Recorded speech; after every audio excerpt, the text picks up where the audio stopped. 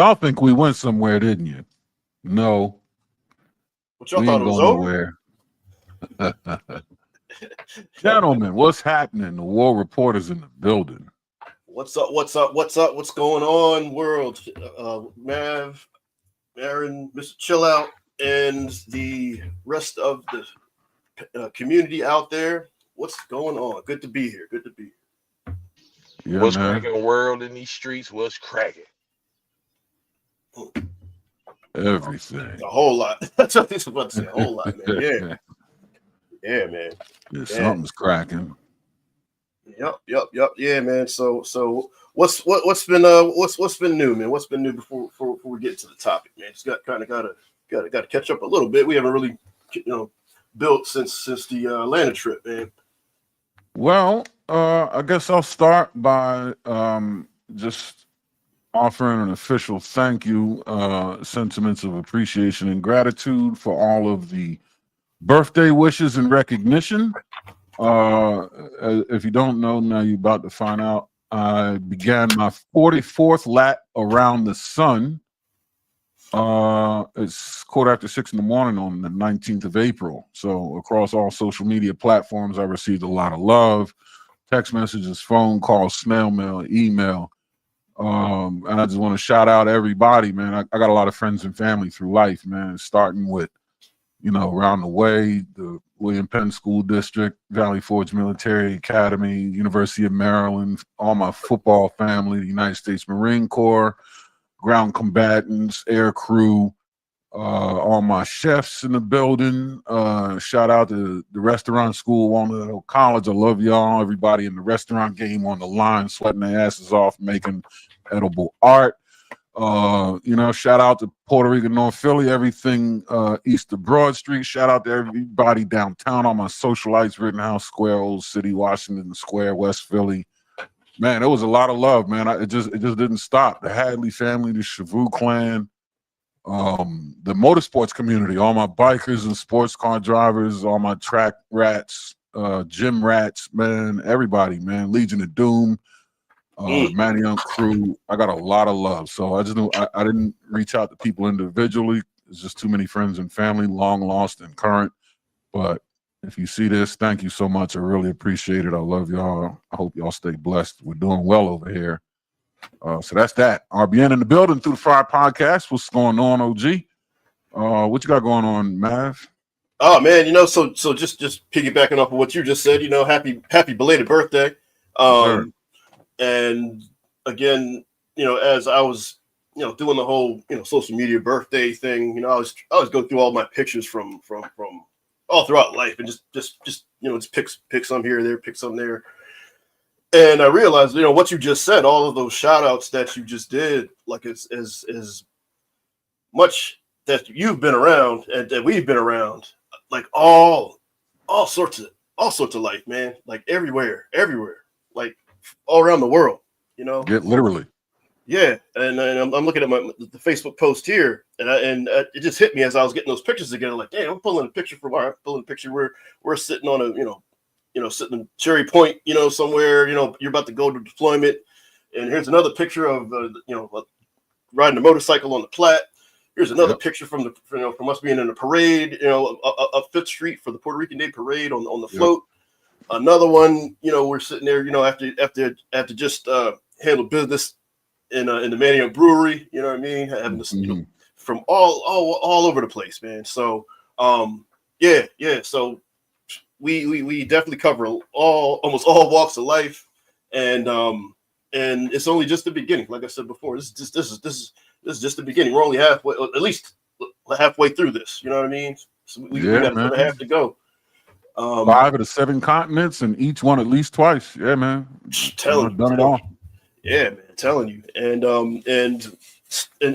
as life progresses, there's things, all the opportunities that we built on from the past, all of our context, everything that we know, it seems to all be meshing together now. Yeah.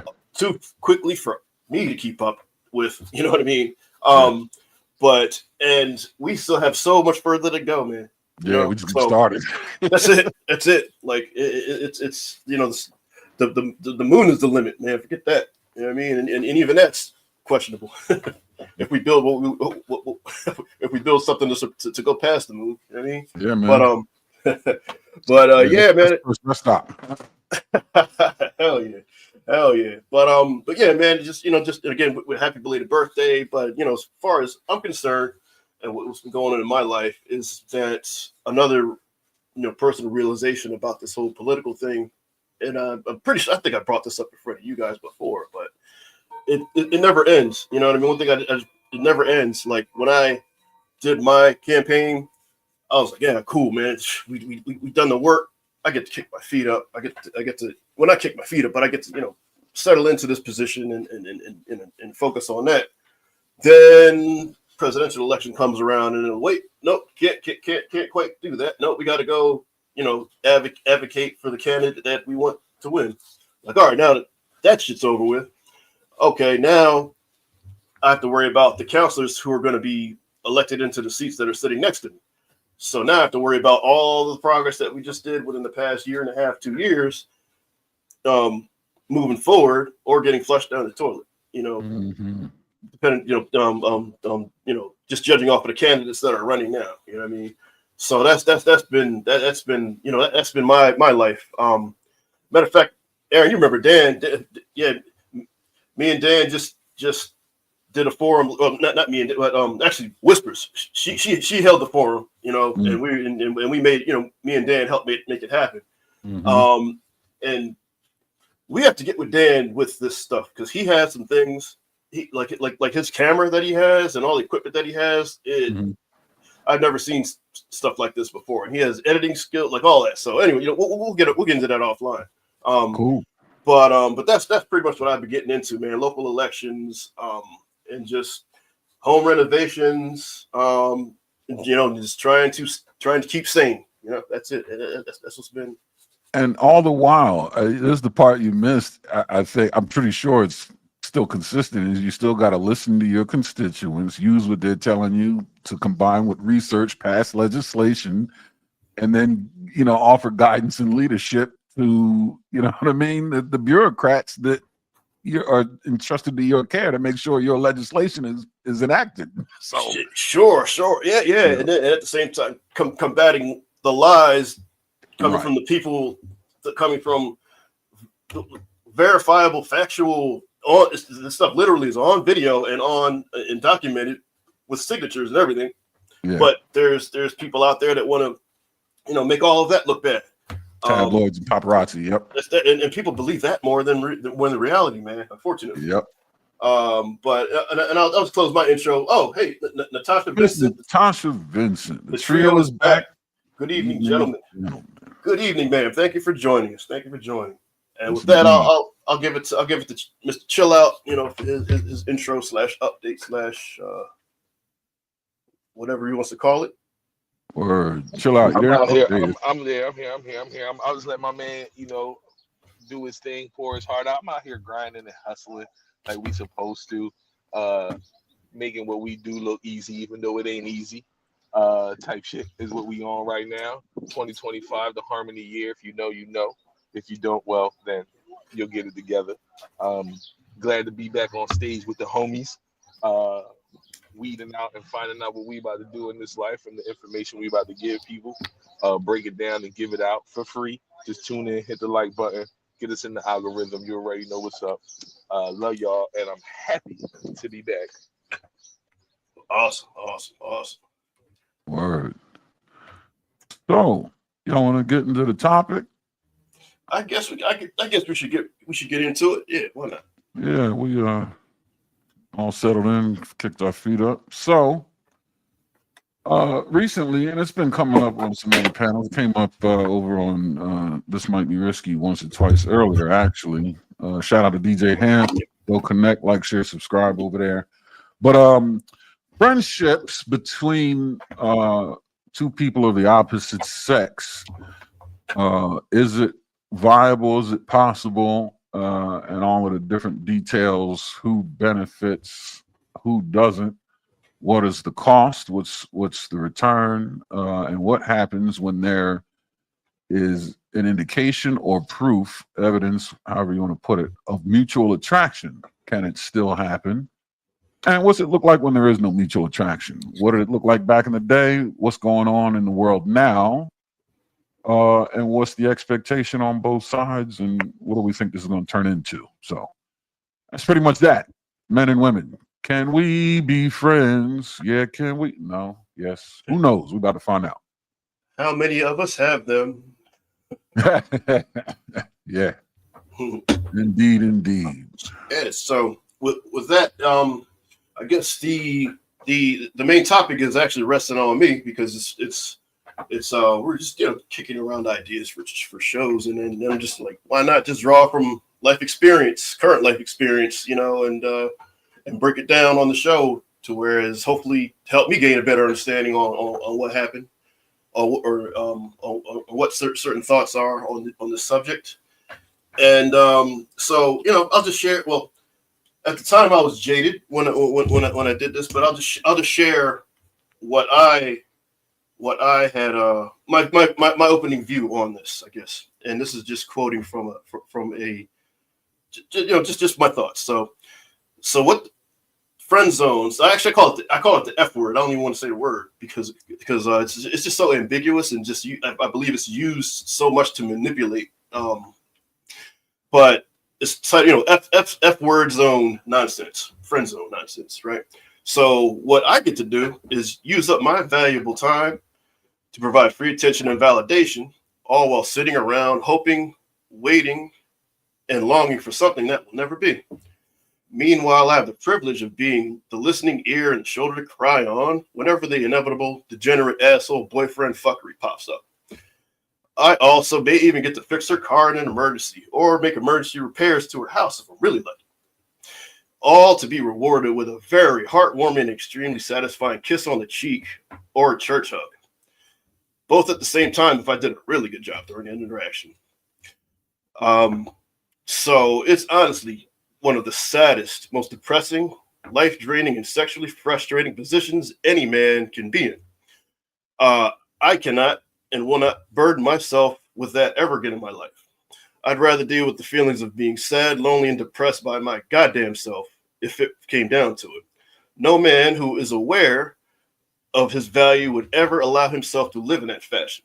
My stress levels are too high. I do way too much and just have no energy to waste in that manner. Simply put, the F zone is not an option for me and never will be.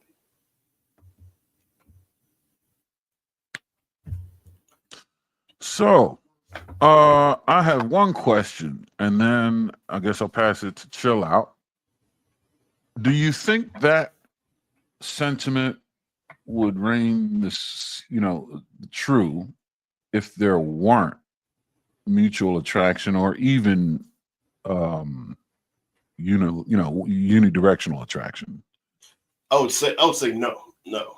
Coming from my end and my feelings and my end, and everything, I would say no. Not if there was attraction, mutual attraction, if there still is some kind of attraction, even from one side on that, I would say no, because you're in that interaction. Whoever has those feelings is in that interaction somehow, some way suppressing those feelings and feeling bad because they're in the presence of this person and they're interacting with them. But in the long run, you'll know that you're never going to get what you're there for. You know what I'm saying? If the attraction went away, would that change? If it went away from both sides, if it was zero mutual attraction, just a circumstantial relationship by proximity, and you're just friends that way, do you think it would change things or the same? I would say first time would have to be a factor in that, and time apart for a long time, a long time. And no, I mean if there was no attraction to begin with. Oh, if there's no attraction, no. Yeah. If there's no attraction to begin with, yes, that would be possible. Okay, Sure. Got you. Sure. Got you. I see what you're saying though, but if there ever was at any point, it has to evolve genuinely into something else, and even then the probability is like hell no. That's my yes. That's what I tell. Well, and it will break this down why with a couple instances And not just from one person. Now, another one or two just popped into my head as we're talking about this. But yes, we'll definitely break those down into different situations because, like, you know, you're gonna be in situations where you're gonna work with people that you're either at the job or just out doing, you know, at a community event or you know, at a wedding or you know, so you know, just where you're gonna meet somebody. You know, she looks good or he looks good. And they're cool people, you know, but, you know, one reason or another, we can't, you know, there's no romantic interest involved, but they're cool. So we'll build and we'll interact. You know what I'm saying? Yeah. Got you. So that's a different circumstance. Yes. Yeah. Totally. Gotcha. Roger that. All right. Cool. Yeah, I agree. Yep. Oh, Bro, shit. what's up, man? World class in the building. What's So going real on? quick, why can't we have the friends zone or the F zone boundaries, right? Like it should be okay to say no. Or if you coming over, if you're not smashing a guaranteed a home cooked meal, like something's got to give. You just described the last situation that happened. It drove me to this. It drove me to the title and everything. And I won't break that down as much as I can in the future. But yeah, but when does that get discussed? When do you start? When does the line start getting drawn? Where the friend zone is the mutual friend zone, and if it's not, then if you not getting the feelings that you're wanting reciprocated, to exit left. So is it beneficial to have her as a friend? No. I think that's the biggest, right? Like simple answer. It doesn't have to be sexually, but is it like, can she knock off some bills for you real quick online or grab some paperwork and print something out? Or can she fucking go on and find the fucking thing you were looking for that you couldn't find on the internet and do something valuable with her time that would benefit you? It doesn't always necessarily have to be sexual. Okay. I see what you're saying. Like have it be a mutual beneficial friend zone situation. I'm sorry, I gotta call it how it is, but that's what it is, right? Like, but if it's not being mutual, it doesn't always have to fall on the sex. Like, is she valuable some other way? That's why she your friend. Because if not, then that's not sounding weird, but that's even with a friend who doesn't have any value, same sex, right? Like if they don't bring some type of insight, some intellect, some know-how, some good conversation, some point of views, something.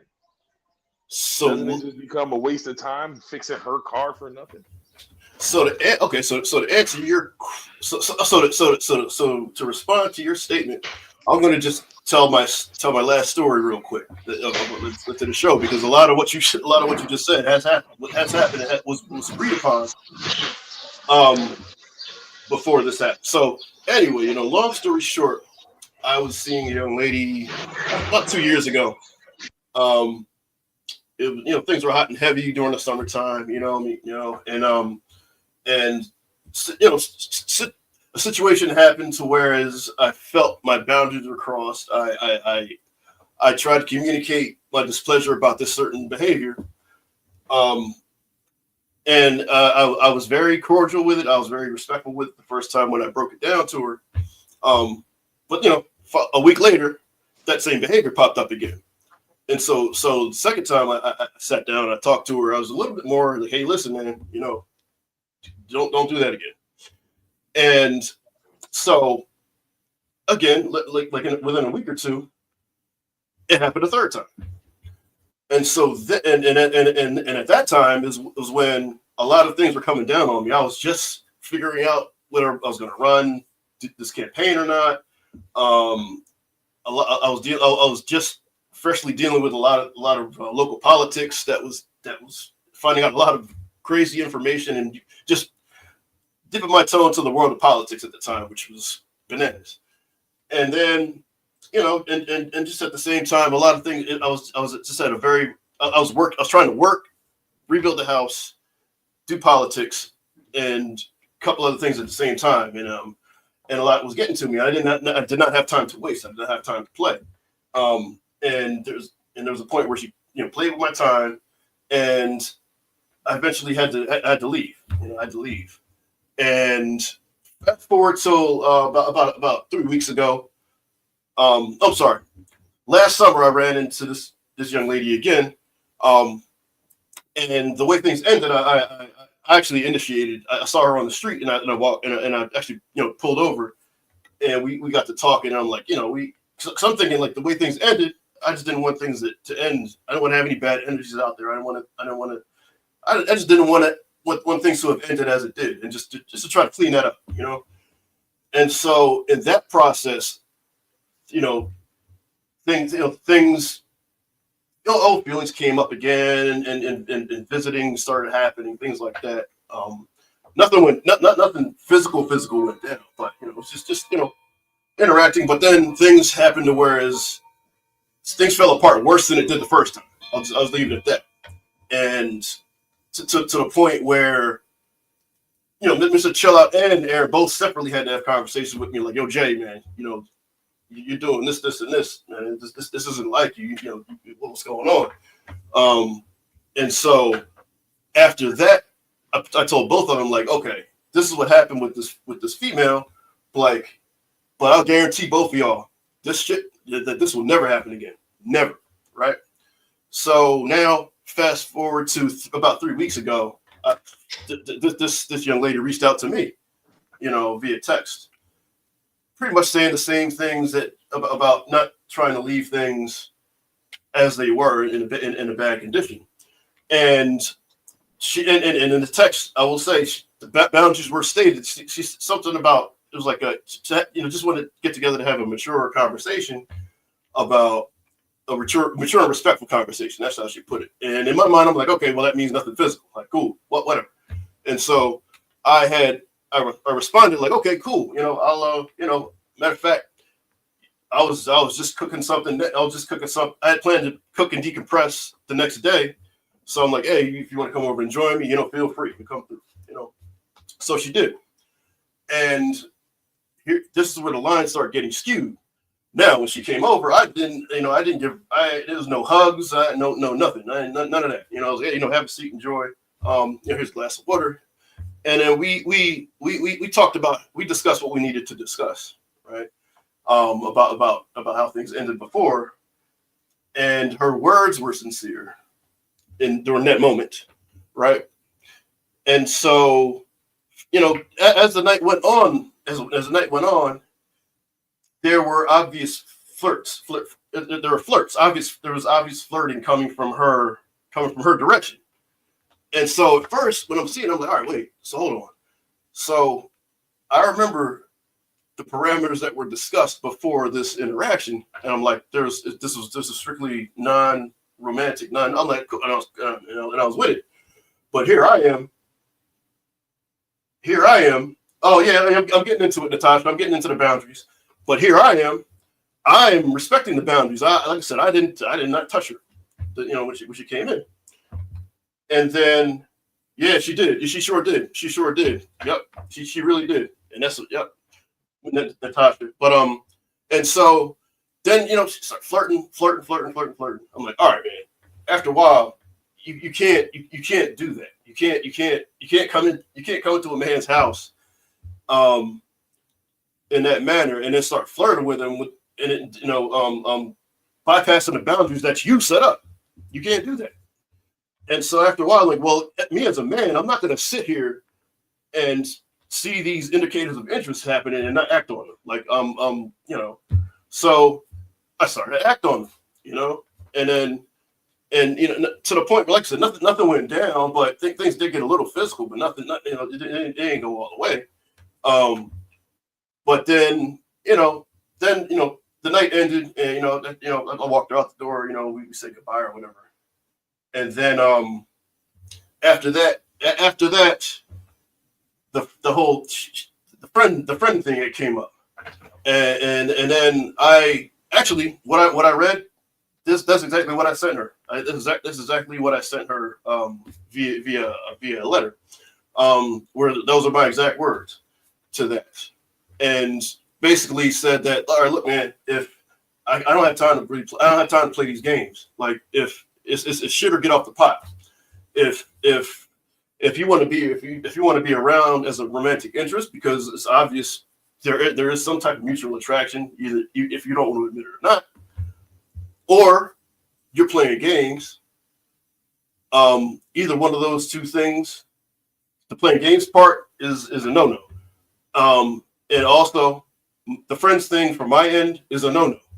So if you're not going to be around if you're going to be around and do those things and flirt like that, then that's what it's going to be. It's not going to be friends with flirting and all it is. It's no gray areas. I don't have time for gray areas. I don't have time for. I can't move in uncertainty. You know, I'm not at that point right now. So that's the point that I made clear.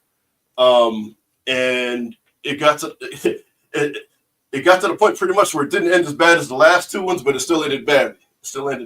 You know.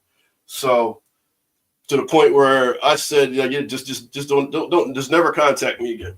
That's it. You know, there's nothing for us. There's nothing here for us. There's nothing. You know, it's too the waters are too muddy right now, and it probably always will be. So just please just never contact me again. So that's where the boundaries and everything get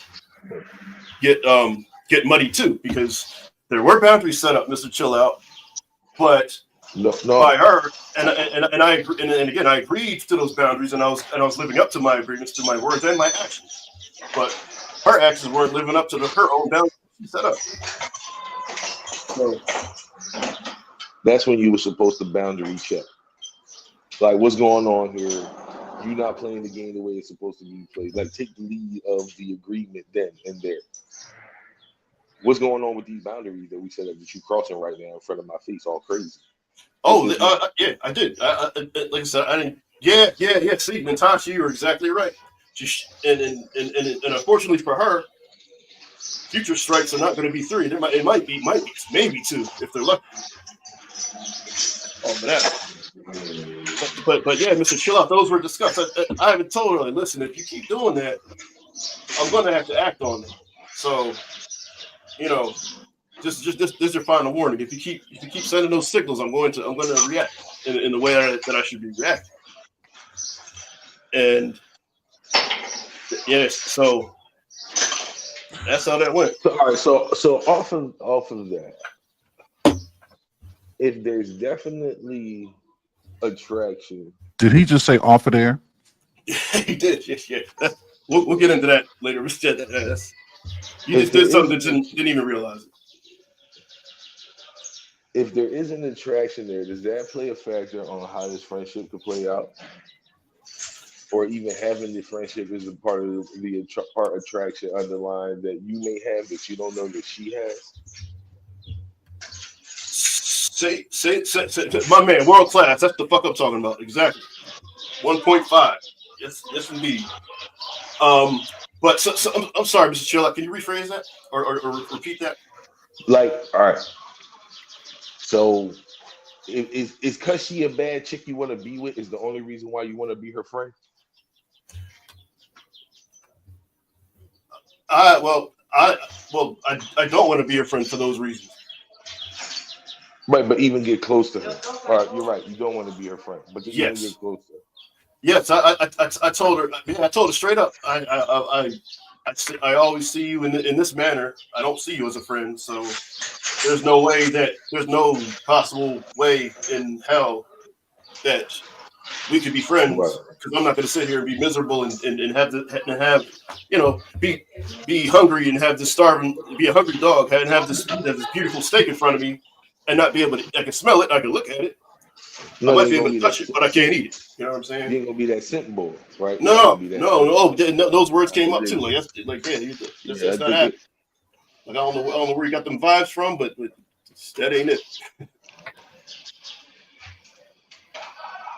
So, okay. What I'm saying is anyone else in the world?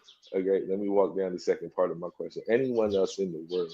Is it a bad thing to have an opposite sex friend? No, that's a general statement. No, like I said, because you can be, you can go to different functions and meet, members of the opposite sex. Like I go to business functions all the time, and I meet bad women, everywhere I go almost. And I know, like for a fact, like in the government, like I have to really watch my step when it comes to that. Really watch that. So I have to be my filter. Oh, that's world class. You wilding, man. He's the threat. If she's not a baddie, I don't want to be her friend for right now. Yeah, agreed. And then imagine having a funny looking friend girl. Now I'm Gucci. Yeah, man, that can't be. But there's plenty of instances where you go and you meet people that you have genuine connection with, and you maintain contact with. But the connection the connection from here was romantic off rip. So I don't think I could be one to go from a romantic relationship to friendship. To be honest, I don't think I could. I don't think I have the heart or stomach for that myself. I don't know how people do it, but I don't know. I don't know how. Real quick, folks, once we burn through this topic and get it sufficiently mined out, I will be dropping the link. Appreciate the interaction from the chat. Please hit the like button, share the stream. But yeah, we will open the panel up for sure once we get through some details and have a basis to work on. So, yeah. Awesome. So one thing I was thinking about, right, and I mean, it's not really a question or even it's just a passing thought. I think the fact that you're being so intentional and that you're prioritizing your time well, you're valuing your time, which further fortifies your intentional nature, being clear about your position. I think all of these are turn-ons to her, and then being open to the possibility of carrying out a relationship based on attraction, but also being firm and resolute enough to be able to walk away from that shit if that's not what we doing. Like, you know what I mean? You're not a dog chasing nobody's car. Look, we doing this or not? Because if we're not, I have shit to do. Exactly. Like we can do this, but we're doing this. Like I told you before, I was putting off things I had to do for the local elections. I'm sorry. That particular night, I was decompressing from everything. So yeah. But all the interactions afterwards. Whereas I just felt it'd be a waste of my time, and I had way more important things to do than sit here and play. And as I feel, play games. That's catnip, man. Man that values his time and that is moving and shaking. I mean, you literally are operating as a government legislator, you know what I mean? And then driving businesses, help others drive businesses, networking, connecting people, helping the world either run or get better. You know what I mean? And what the fuck, you know what I mean? Right. And then, as you can imagine, trying to do all those things that you just said, that would build up a lot of stress. And what would be an excellent stress reliever? Right. Yeah. You know what I mean? Yeah. Amorous Congress. Exactly. Yeah. So. And then a potential relationship, that's another duty, right? It's another responsibility where things are going to be required of you, provision, protection, you know what I mean? Sure. Responding to the, unforeseen that you're capable of responding to. And you always have to ask, what's the return on the investment? Not to make things transactional, but what value am I getting out of this? That's what I mean. That's looking at it a little in a colder, I guess, a more colder but more direct light is like it's like a market. It's like a marketplace. Nobody does anything for free, right? No matter what it is. Like pretty much the basic foundational primal level is men do things to receive sex, women do things to receive security and protection, right? And good and offspring, and offspring. Yeah.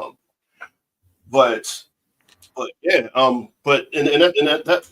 that's the conversation that I have with any young lady that I interact with is if this thing moves forward, I have no problem doing any of the things that I need to do as far as the protection, the everything else that goes along with that.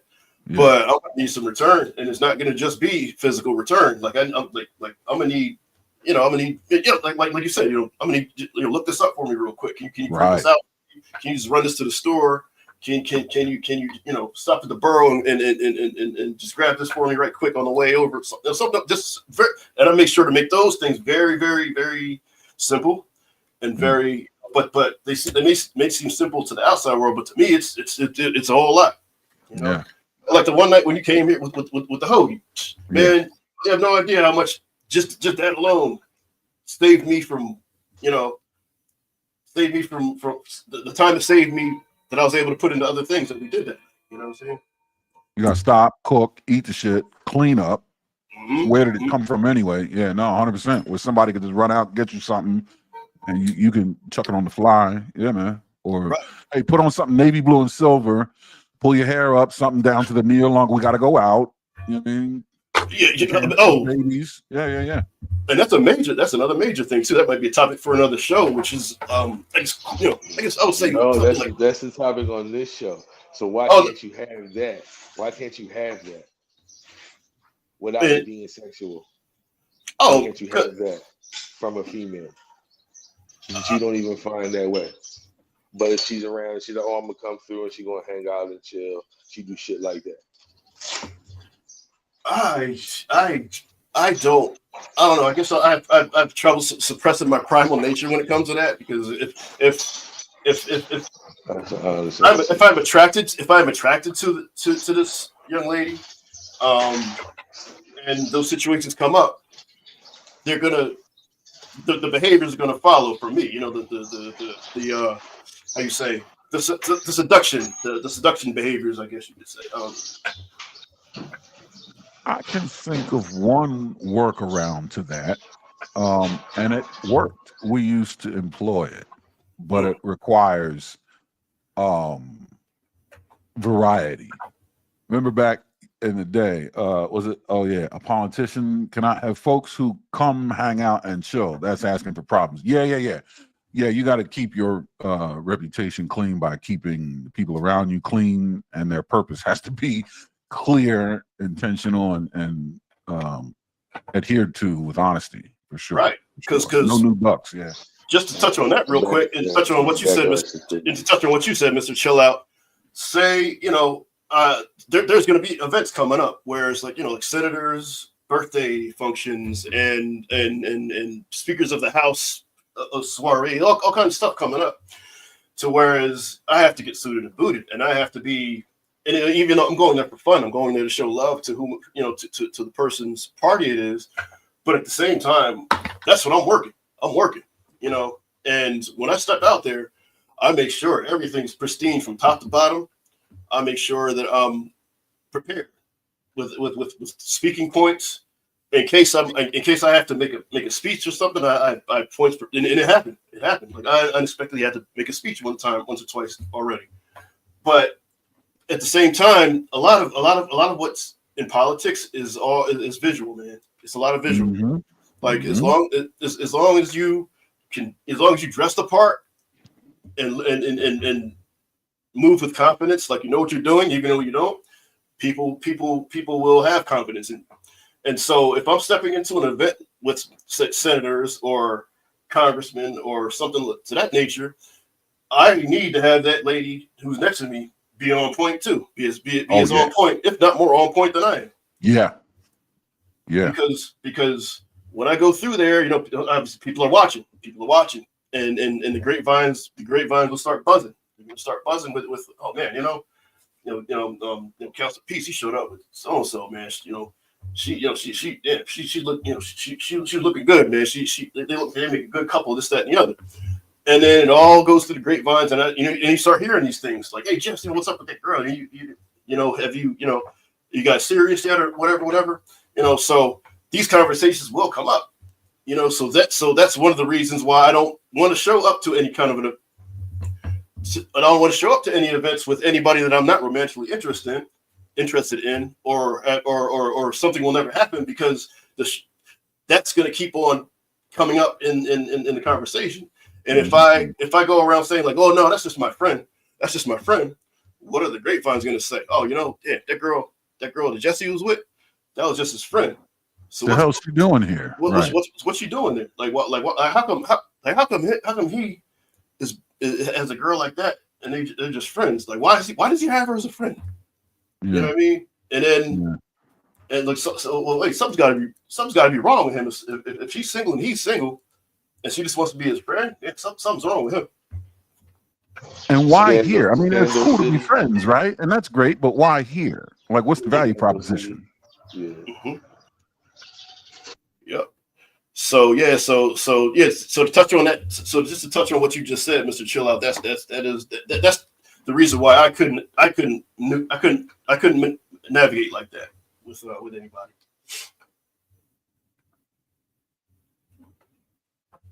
Yeah. I will say though, outside of professional engagements or, impactful social engagements where image is everything, presentation is everything. And not only do you can't have a hair out of place, but you have to be so A1 there. It has to be difficult to even manufacture some shit. You know what I mean? So I get that. But as far as being able to deal with, your instinct. Remember back in the day, in Rittenhouse days, how many female friends we had? Oh man, dozens upon. We ain't got enough fingers and toes between the three of us, right? They're all beautiful, right? But I think that's the point: is that when you're so busy with your schedule that they really only have time for one, and you have to carve that out. I can completely understand struggling to respond with your instincts if they get triggered.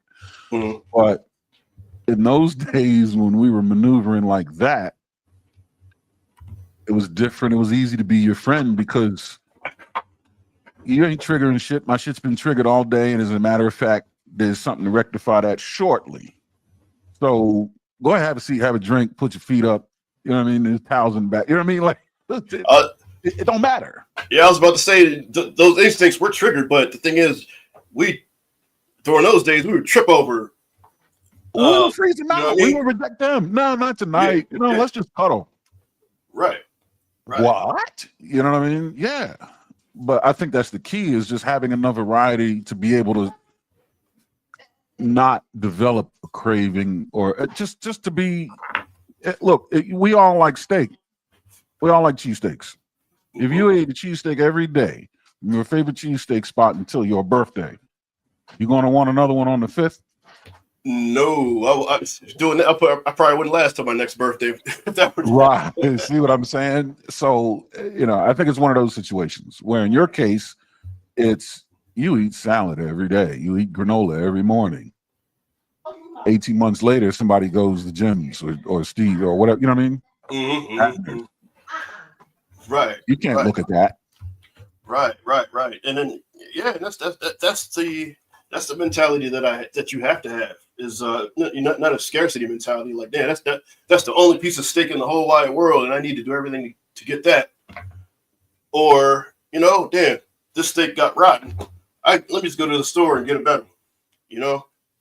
And wait a minute. And you step in the store. Hold on, there's so many different cuts there. You have the porterhouses, you got the filet mignons, you got the New York strips.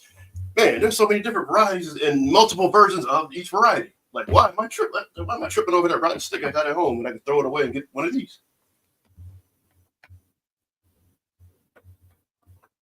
Yep, but if you ain't had a steak since COVID and you walk into Esposito's, you got a colonoscopy tomorrow, so you can't be doing anything. Get me out of here. Right, exactly. What are we doing? Right. Yeah. So no, I totally get it, and I guess that makes it easy to be as intentional as you're being, right? Because you can't afford to be half stepping, guessing, or compromising. You know what I mean? Your focus. Right.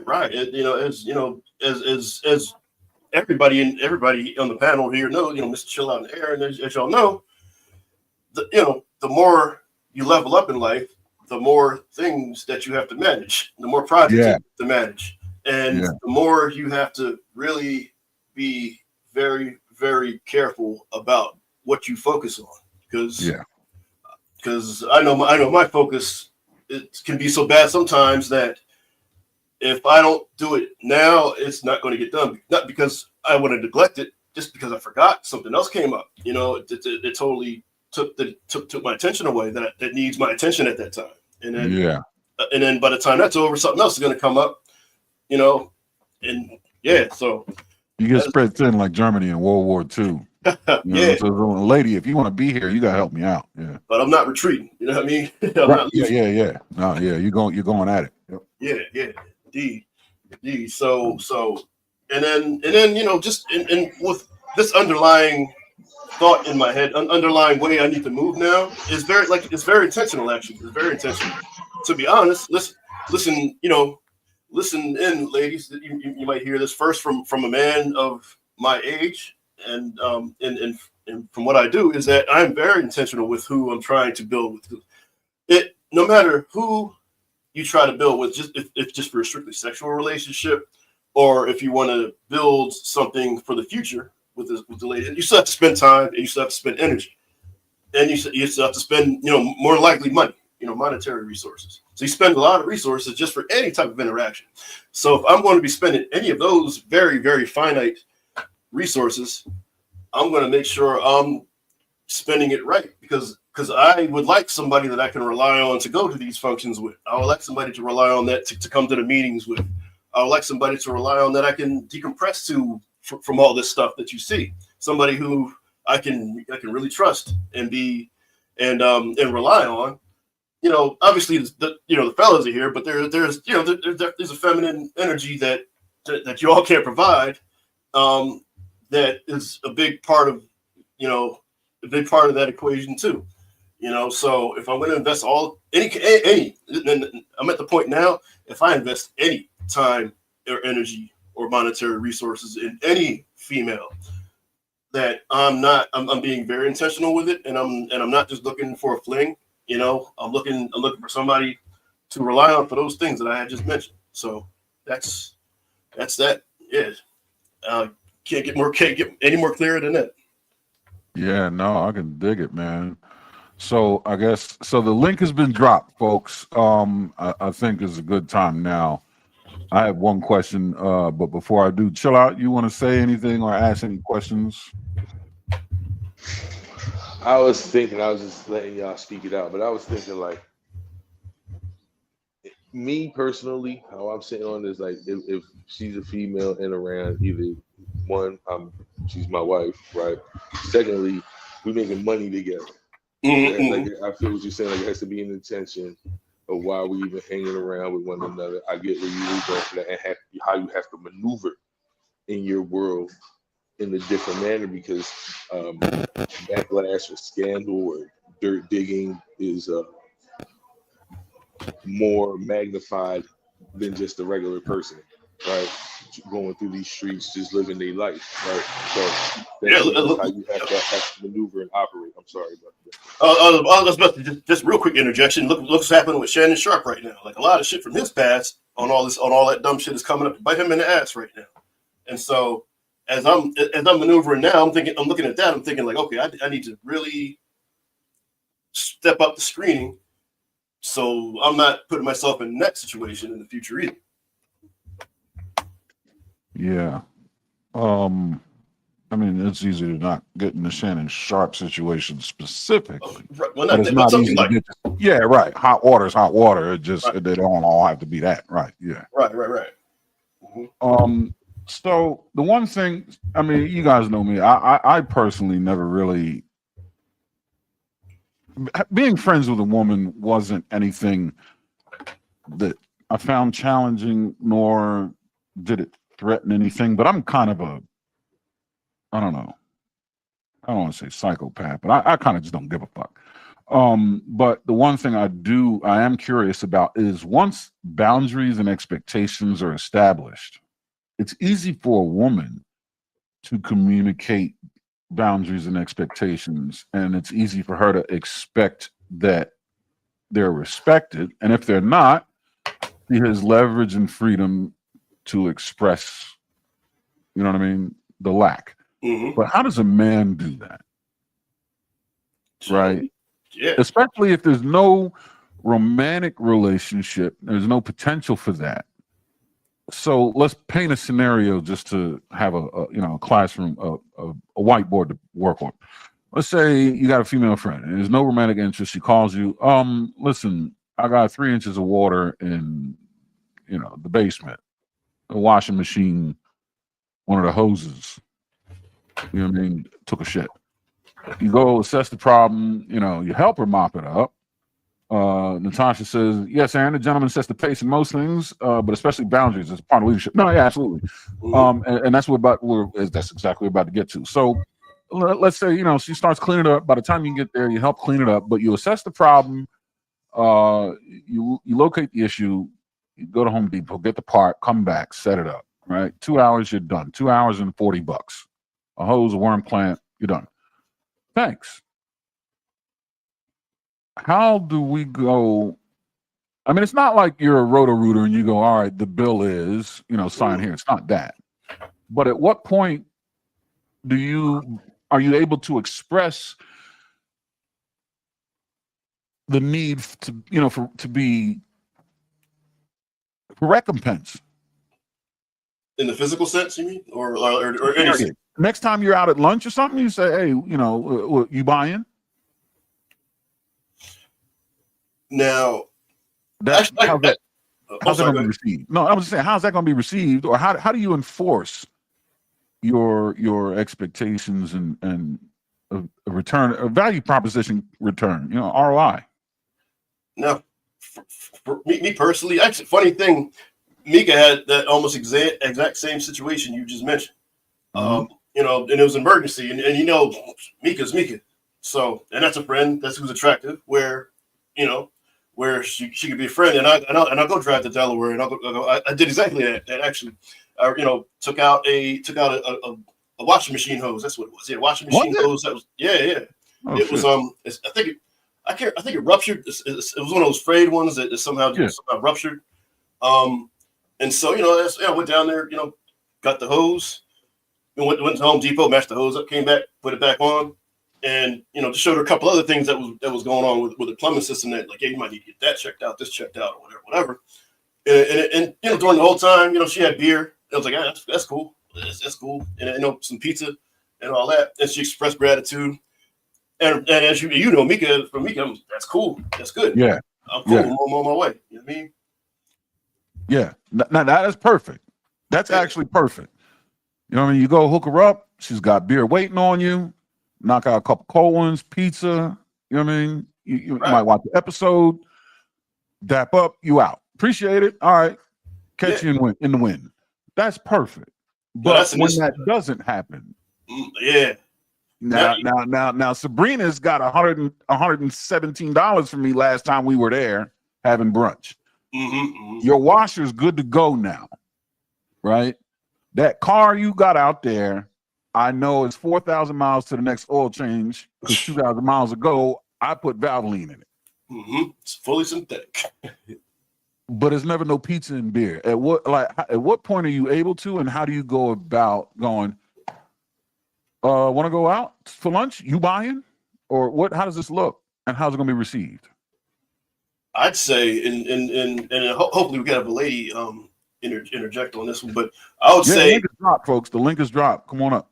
There are certain women out there that will let that drag on as long as they can, especially if they know that the guy doing it has some sense of attraction for her, so she can kind of hold that as the carrot in front of the rabbit thing. You know what I mean? That's what you just said it. Go ahead, Joe. You just said it. Like, you letting her do it. Right. Setting the boundaries. You letting her do it. So it's really not her who's the problem. You allowing her to do it. Right? Yes. But the next time doesn't mean you have to come off extremely aggressive, even though you're intentional. This is now you know how to set boundaries. I can't. Can you hear him? It's a lot of background stuff going on. That's cool. Can you do me a favor? Can you go on your mic settings? If you click settings and then hit audio, Mm-hmm. If you turn off automatically adjust mic volume, What? That picks up background noises. Let me do that too. No, his reduced background noise is on. I just turned echo cancellation on too. But if he turns his mic volume up, can you do that? Well, he's checking on that. Everybody like, share, subscribe. Word. Tell a friend to tell a friend, as Hamp says. Word. Yep, because all those actions are actions that help the channel grow. Oh yeah, that's not. Yeah, that made it worse. Yeah. All right, you just turned off echo cancellation. Okay. He's muted his shit, period. Okay. All right, I'll turn me and you down and just turn my speaker up because I can't hear. World Class is back as of 8:02. Awesome. All right. So, all right, yeah. So back to the show. Yeah. So. So chill out. I heard what you were saying about setting expectation. Natasha says, I'm a chat person, but think that if reciprocation is important to you, then state it up front in 2025. It's unfortunate, though, as proper etiquette means reciprocation is a normal part of life. Yeah, so agreed, right? So it is easy to establish boundaries and enforce them. But to me, a boundary is what it's a decree that outlines what you're not supposed to do or what I'm not going to take. That's different from an expectation. An expectation is a decree that outlines what I expect you to do, what you're supposed to do, or what you're on the hook for. My question is, all right, let's say you establish that, and let's take a weapon let's take a tool out of the toolbox. You're not attracted to her, and she knows it. There's no chance for her, because that's easy. The manipulation piece is easy. Let's say there's no shot that she can manipulate you. No chance. And she's aware of it, and she knows you know it. And let's say early on, you casually make your expectations known, and she fails to meet them. How do you revisit it? Hey, man, I've been hooking you up. You ain't done shit for me except call me. And those phone calls result in some shit getting rectified in your life. Well, what's up? You buying lunch today or what? How do you have that conversation? That's a good question, because I think the more instances that happens, and the more time goes without that conversation, is going to be harder to bring it up. Right. After a while, it just gets expected, I would say. And then after a while, there is no expectations from yourself and from the receiver. There's no planning to show any kind of reciprocity. That's a slippery slope, man. I mean, there is an obvious answer, right? Exit stage left. You know what I mean? As a man, that's the most valuable tool that's in your toolbox. That should always be there. Yeah. Go to the computer, print off her a DD-214 of friendship, call it Uber. Wish her a good one. But is that the first? You know what I mean? Or does that come after at least one or two other attempts? I would say you have to be vocal about it, though. Like a lot. See, the one problem that a lot of men do, and I was in this boat for a while, because I didn't know this stuff, man. That you do this stuff and you don't voice your expectations, but you have them inside you. You have those expectations, and then you think inside your head, like, all right, well, I'm doing all this, and one of the things, if she thinks like I do, which obviously not, she doesn't, but if she thinks like I do, like she sees me doing all this stuff, so it should rely on her empathy or her conscience or something that maybe I should return the favor at some point, but I'm not going to ask for it. And this would be a long time ago. Like I'm not going to ask though, because she, if I keep doing these things, she'll realize eventually that of what I need, what I want from this interaction. And obviously that is not the case. Obviously it's not it. Yep. And as you said, Natasha, there's always time to reestablish healthy boundaries. It actually benefits relationships. Yes. But yeah, like I said, for all the men out there who might be learning from this, be vocal about those boundaries, be vocal about those expectations, and be vocal about your boundaries, especially. Yeah, but that was the point the point I was trying to get to when you couldn't hear me was presentation on that is everything, because something happened in the past and you've been hurt by it. You shouldn't bring it on to the next point of, the next new relationship that you're on, right? I'm not saying that you shouldn't set your boundaries, but I'm saying presentation of your boundaries is very key. Yeah. And I think that was a question like Aaron was asking, was like, what are you saying, 1 or 2 dates or something in that you start to establish what your boundaries are or are not? Well, I want to get away from boundaries because they're easy. So boundaries are defensive, right? Boundaries are, I'm not tolerant. So a boundary would be the way you talk to me, the way we communicate is going to have a certain level of decorum. You know what I mean? There's going to be an etiquette followed here. You're not. Another boundary might be, hey man, if your shit isn't falling apart around you after like midnight, calling me is probably a bad idea. You know what I mean? Or don't blow my shit up. You know what I mean? Unless you're not like in the middle of a forest fire. Things like that, which you don't do. But the expectations are the ones that are difficult because they're requisitional, meaning you're asking, or you know what I mean? You're asking to receive something. That's hard. That's harder than that's harder than establishing boundaries, I think. A boundary, right, is a wall. It's don't do this. Stop that shit or else I'm gone. But how do you go, I need this from you? I need to galvanize you to produce, not stop you from, you know what I mean? That's easy. Because you have to really be delicate with that, because you could be too forward and say, hey, look, man, I've been doing, and normally when it gets to, if this is not established in the beginning, it's going to come from a place of frustration. Trust me, I know. It's going to be like, all right, look, man, I've been doing this shit for you for this. I fix your car and fix your house. You ain't do shit for me. Like, what's up? You know what I mean? It'll come out like that. And obviously that will damage the relationship. And, or you could be too meek. Hey, listen, I changed the oil and everything like that, and I repaired your porch. I was thinking, what can you do for me? How do you do that? How do you do that? I'm thinking, all right, let's say you go over there for a repair. Repair's done. All right, so wraps that up. Glad you're up and running. Man, I'm starving. What you doing for dinner? That's fried chicken. I never had you fried chicken. Shit. All right, I'm in on that. What's up? I got parts. Or you going out? Or all right. I mean, I'm starving. I ain't got shit to do. Where you headed? And then just present the opportunity.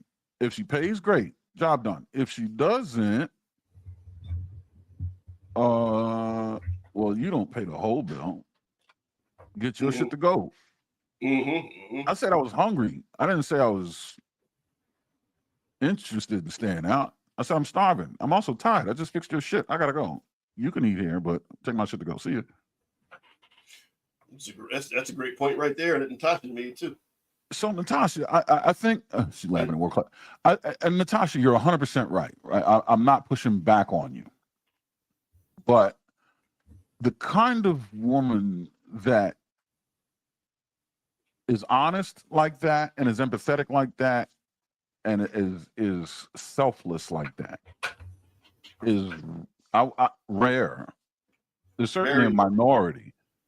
And there's also the potential for her to just simply not even realize it by the virtue of the fact that it's rarely required of her to produce anything anyway. So it's just not at the forefront of her mind. Or she might value something that she's doing as a return on your investment that you don't give a shit about, like conversation. She's down there talking to you while you're working. In her mind, she's keeping you company, providing you with scintillating conversation. Baby girl, I don't need you to sit here and distract me with conversation from what I'm doing. That's not payment. It might help you out from being lonely while you're working, but I need a pizza and a beer. And I'm just going to throw in one little statement that I've noticed in the world, that there seems to be a lot of ladies out there that thinks just their presence alone is a gift to the man. Just their presence alone is enough. Sometimes much less conversation or anything else. Exact. And that's exactly what I was getting at. And I'm not talking about the ones that arrogantly or nefariously feel that way. I'm talking about the ones that just innocently, well, I'm telling you, this man is a menace. He lives up to his name. I'm telling you, listen. I'm talking about the ones that arrive at that conclusion innocently. Unless you can't keep quiet. That's a problem too. Well, no, that's when a boundary shows up. The peace boundary, That hole under your nose, if you could do me a favor and seal it so that the sounds don't come out because it's distracting. Or go put something in it because it's messing up. You fucking up the game. Fucking up the game. Oh, we need to get that sound bit, man. Yeah, you fucking up the game. Yeah. So, but that's a boundary. Be quiet. That's it. I mean, that is one paramount. And this has been beat to death in all of the red pill, throughout the entire red pill community, with any kind of male input on peace and quiet. I mean, we love conversation. We love scintillating conversation and everything, but we don't want to hear that all the time, especially when we're trying to decompress. I will definitely say that. World class, you getting ornery in your old age. Did you declare jihad on somebody? They blaming Natasha. They blaming on Natasha, man. Yeah, he's on one. Yeah, man, that's it. I thought that was the April O'Neil. Blaming her. Peace out. I'm about to stay locked in and focused. Hey, awesome. Stay locked in and focused in life. You already know. I'm saying my final goodbyes now. I love the chat. I love y'all. Honorably obedient, overcoming dominantly throughout hardship. Importantly, noticing God's strength. You already know. Good things. Good things. All right, Mr. Chill out, my man. I love you. Take care. Be safe, brother. I could give you a call tomorrow, man. We'll get shit cracking. Word. So, and then there were two. So, but yeah, man, that's a tough piece because it's easy to deal with the women that are, they ain't shit women. You just avoid them and employ exit strategies when you discover they're low caliber. But I'm talking about the ones that mean well and are of reasonable caliber. They just innocently or absent-mindedly miss things, which, let's face it, we're all entitled to doing here and there. Yeah, nobody's perfect. We're human. Exactly. That's it. But men at least have the advantage of duty being the forefront of what galvanizes us, or at least being one of the things that drives us. Yes. That's the main force that drives us. Yeah, women have that. But it's really exists exclusively for children, but they don't necessarily have it for the world around. I would say for themselves, then children.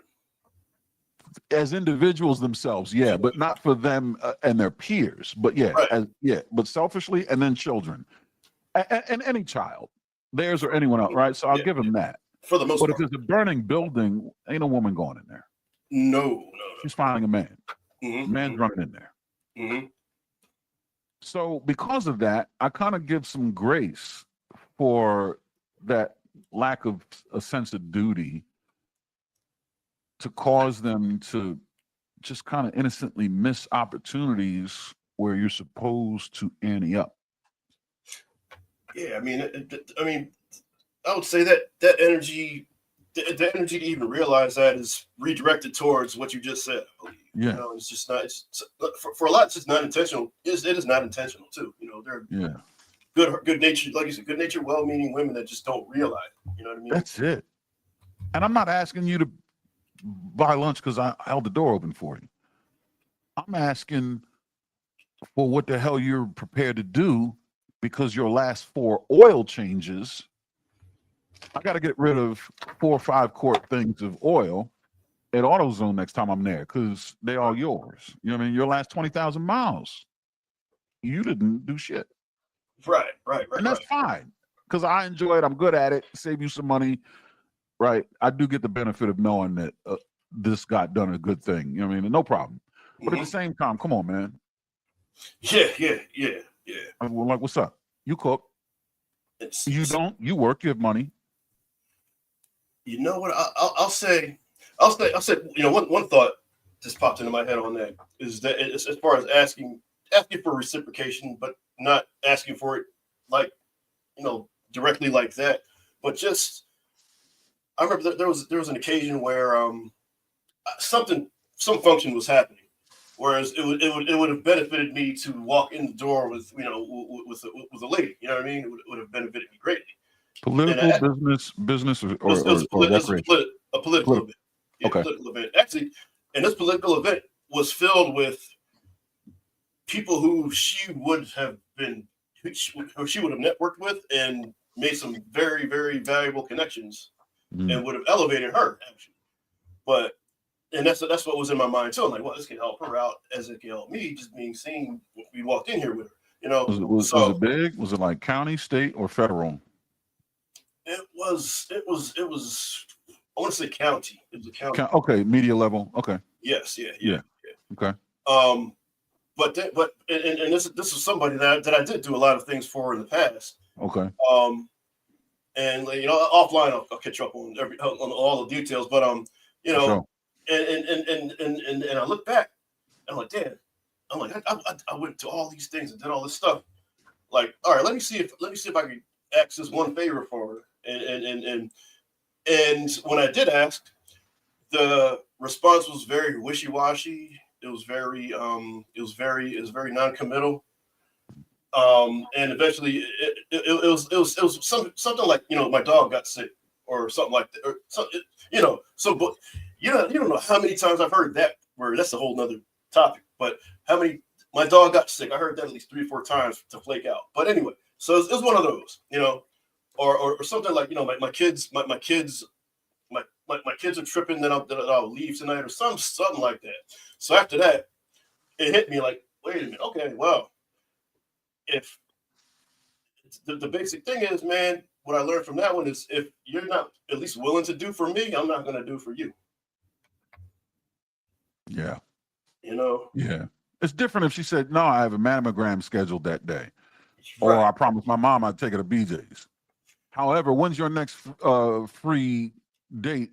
Whatever that is, I want it. It's mine now, and I'll make it up to you. Like, that. Now that is not flaking out. Right. Exactly. That's, I ran into a block in your shit, and you're offering a rain check on your volition. But yeah, just my dog threw up chicken nuggets. Your dog's got a short and acidic digestive. She ain't throw up nothing. Right. And dogs eat that shit, throw up that shit all the time, man. Yeah. You know, so, dogs eat cat shit. So come on. Right. They really do. Well, yeah. So I guess that's one way you can do it. Like, if like say another event pops up, and I know somebody who, at this point in my life, I don't have anybody who I haven't had distinct conversations with this about. But if I did, you know, I'll bring it up in a way like that. You know, if I've been doing things for this certain young lady for a while, and I feel I need something, I'm gonna like, hey, listen, you know, I got this thing coming up. You know, can you come through and help me out? That's all.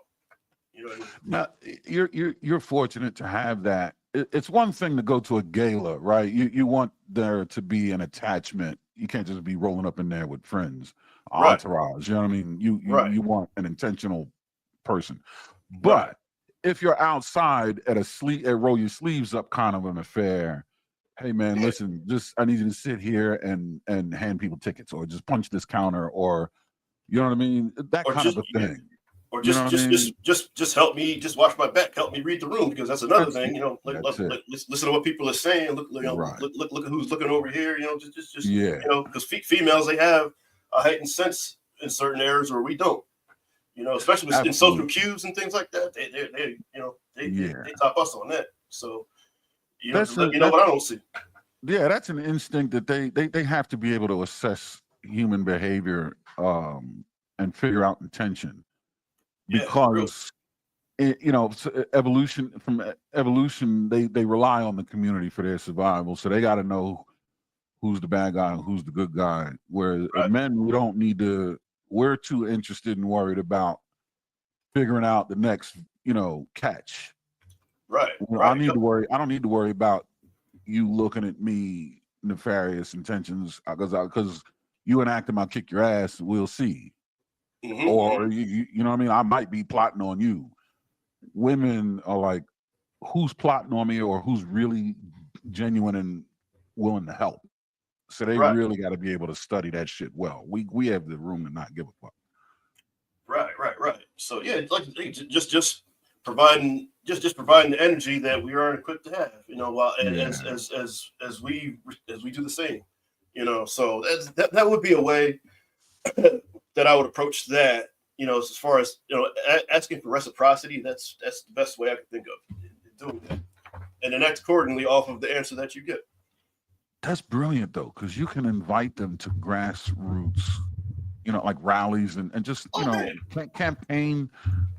Oh man, like the networking in these things, man. The networking That's is what I'm crazy. saying. And it makes you look good. You don't have to find a body to fill the seat. It's a favor to you, but yeah. Oh, look, so we got Mr. World Class coming up. What's going on? Boom, the world class. yeah. Going on, fellas? What's up, man? How you doing, man? Can't complain, man. Right Something gonna fall out of the sky, hit me in the head. Yeah. How you been, man? Man, we've been good. Retooling, you know, working on the craft a little bit. He said you got 1.5 chances, or else you get the Shannon shot. And we only talking because you cute.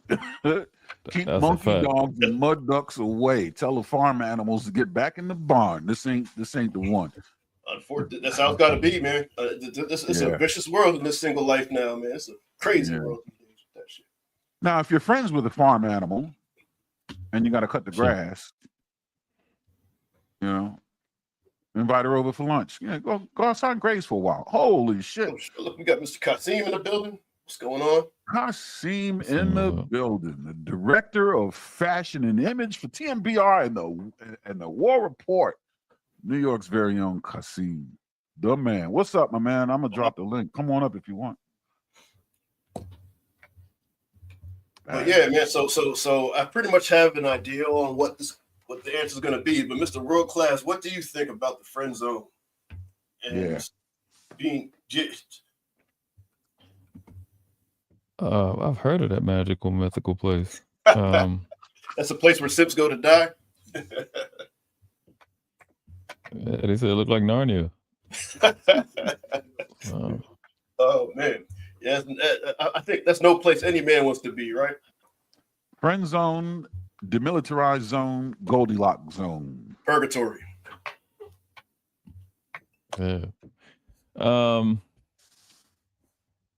mean, overall, I think sometimes you get friend zone, the chick doing you a favor. Yeah, you're right. You're right about that too. You're missing out on a lot of drama, and a lot of bullshit in your future if that happens. Yeah. If she, it depends on what mode she in. But you know what I'm saying, that it's crazy, right? Because you know how they do the memes where they show when you want her in high school and then she get 4 or 5 kids and extra 80 pounds and she wants you, like that whole deal. Yeah, that one with that one with Steve Urkel and Laura. The recent picture popped into my head when you said that. Oh yeah, I see that too. But they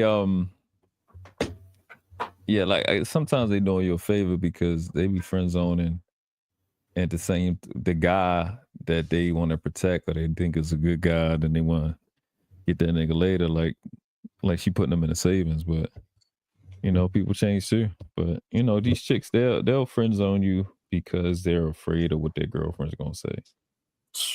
Or they got something in their mind that they want, that they think they want, but they do a lot of group thinking, and that's their problem. But and the crazy thing, I don't know.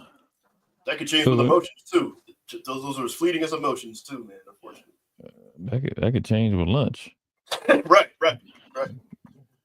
Feel like this right now, and she get hungry, then she want to act like. But I think it's important for guys, if they get friend zone, not to let themselves be used and mistreated.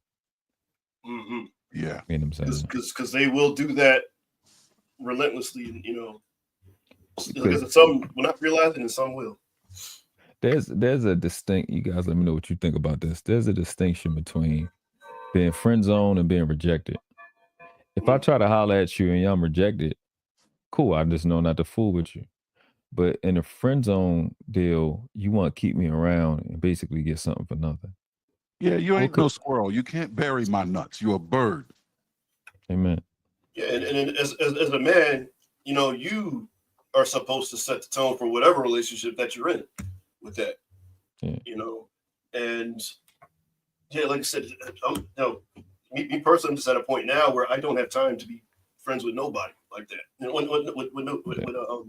nobody that I'm romantically interested in, knowing that she's dangling, like I said before, dangling it like a carrot on a string, and then in turn can get all the attention, all the validation, and all these other things in return for nothing, pretty much. Yeah, I had this conversation. Y'all just reminded me that I had this conversation with a young lady last year. Me and her was cool. And I was like, she's like, oh, you know, we're friends. I said, nigga, we ain't no friends. Under certain circumstances, I definitely would knock you down. I definitely probably would deal with you. Mm-hmm. But these circumstances, like, you know, you can't knock them all down. You can't be with them all. Right. Unfortunately, I wish they would fix that. But until then, you know, you can't knock them all down. And there's some situations where you can't be with a certain person, but you keep it clear and concise that under these circumstances, yeah, I would deal with you. I don't know if guys want to go that far, but I just keep it a stack with a woman. Because like I said, I usually don't be like close friends with some ugly chick because the experiences is not the same. If you know you're an attractive man, attractive women can kind of vouch. They not vouch, but they can empathize with your experiences. You have people in your face just because you're attractive, not because they actually can bring anything into your life. Not because they actually are compatible with you, and it should get boring and it gets annoying and irritating. You kind of vibe like that on that level. So I'm not gonna sit and act like I don't even know no homegirl that I got that I wouldn't have knocked down in life. I ain't gonna sit down with you. All of them thick and cute. So I'm not about to sit and lie and say I wouldn't. You not gonna friend zone me. That's just not gonna happen. I don't. Nah, nigga, you ain't getting boyfriend treatment and I ain't got the access. You crazy.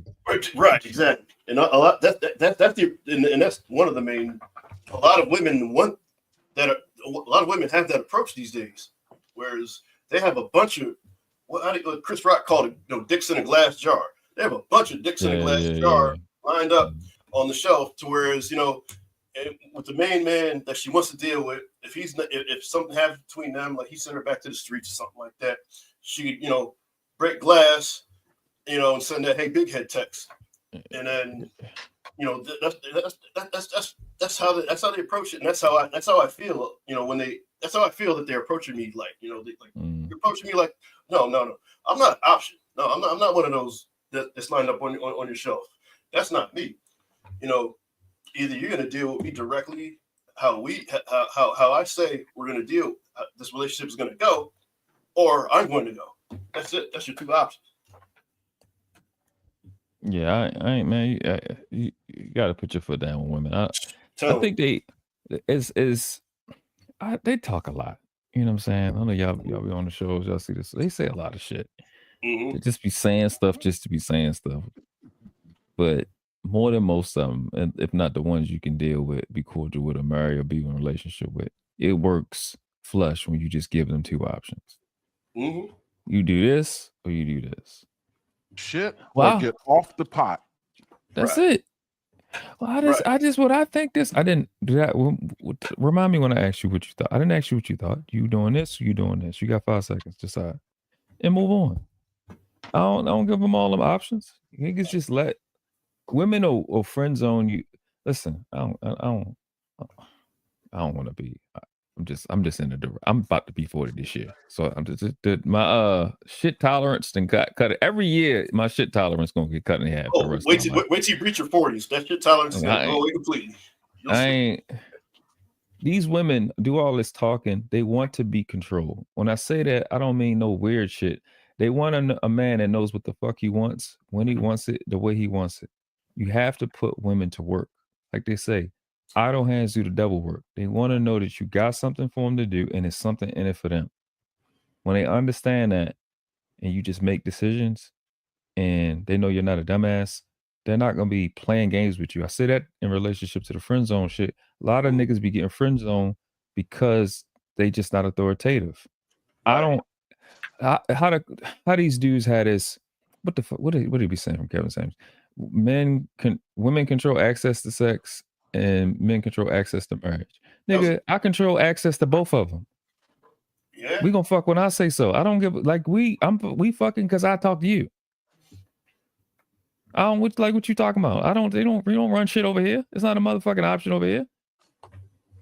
Right now, it could be understandably if certain reasons can't lead to sex, like health reasons or whatever, or just being in the mood. But overall, that should be. It should be no ultimatums. It should be no goal to reach. You know what I mean? It should be part of the standard part of the relationship. Maverick, imagine getting on the plane and then the captain is asking you what flight you want to take, which direction you want to take. You understand what I'm saying? Right, you're gonna get out. You're gonna get off that plane. Man, this pilot doesn't even know where he's going. Now I'm getting off this plane. Hey, listen, women be listening to little girls that ain't going nowhere no goddamn way. That be their problem. When in reality, off these motherfucking out of the public eye, whether it's on the internet or in real life, they want a guy that knows where the fuck he going. We sitting there ask you where we going as a family. This is where we going as a family. Her next response is, what do you need me to do specifically? Outside of that, something wrong. So a lot of guys get friend zoned because they don't understand women because they mama and them, then gas them and lie to them, trying to turn them into the nigga that they can have their way with. Right. For the next little girl. And that be the problem. But then when you see your mama with your dad, I watched my dad and my mom interact one time for the first time. I was like, what the hell is this person that be running her mouth all the time? What the fuck that person? He looked at my mother. My mother was doing all that. She called his name. And then he looked at her, put his eyebrows up, and he said, you know you talking to, right? And all that crap went away. And I was just like, that's interesting. That's interesting. It just changes the perspective, man. A lot of this, I think these guys get they be getting, I don't want to say disillusion, the opposite of disillusion. They be getting, I want to say the word gas, I usually reserve that for female, but they be in a spell of what they think women want. A lot of the times, more than most times when chicks know that they have an audience, they say anything. Just because they seen another girl say it and they want their turn to be able to say it so she can feel like a big girl. They don't be meaning none of the shit that they say. They just want to see what you can. Everything is a heist. It's just a heist. I just want to see what I can get away with. And most of that shit be fake, man. And I say that to say most of these guys can get out of that quote friend zone unquote if you just be authoritative. I would. Yeah, definitely, man. I would say, especially if you do it with her friend. I would say, that they do it for a lot of the attention too, because the attention from a man is seems to be very valuable. I could be wrong, but for the attention, for the social media clout, like you said before, and these guys do allow themselves to do that. Hell, I was one of those guys for a long time, and then after you get certain bad experiences happening so many times, eventually, like, wait a second, what have I been? Oh, wait a minute, I haven't been Like I haven't been setting my boundaries. I haven't been, asserting who I need to be, here. And maybe that's one of the reasons that I did get put in the friend zone, because I did not show the assertiveness assertiveness that a man needs to show. You know what I'm saying? But at the same time, hang on. Let's all right. So I've been looking at Shiesty Bum and some of these comments here. I'd like to get into some of these. So it says, let's see. It's not about wanting access. He needs to prove he's the man for her. Not in a friendship. That can't be done through friendships. But I'm curious though, man. How do you see a man doing that? How does a man supposed to prove himself for the access? My question is, why would he want to prove himself to her if he's not pursuing her? Yeah. If the question is how to maintain a successful friendship, then I'm not pursuing you, because if I were pursuing you, I'm not interested in maintaining a professional, a successful friendship. I'm pursuing you. And if you're not up to be pursued, then I'm out of here. Right? The option of rejection for a chance at romance, the option is not friendship. The option is next. But if we encounter one another and a friendship can develop out of that, why am I going to prove myself to you? We're just friends. She said all relationships should start off as friends, though. Right.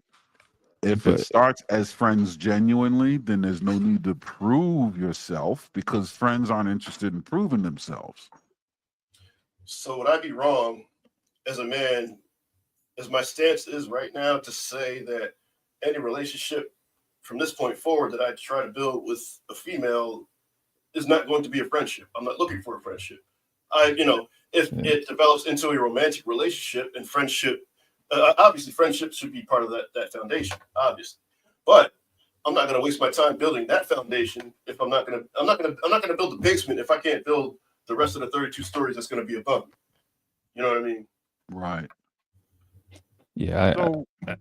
Go ahead, Aaron. Go ahead. You good? No. You're guest here, man. I hate this friendship shit. It's annoying, because I have real friends, right? And like my homeboys. And our friendship, I don't have no type of interaction with nobody else like I had with them. Mainly like two people. So women say words that they are used to, and they say words that are comfortable with them. And I say those two things because they're just lazy with language. And they say friendship, but they mean cordial. Y'all get along, but we're not friends. Because if I do friends, what you're calling us being in a relationship, friendship with your actual friend, you're gonna have a problem with it.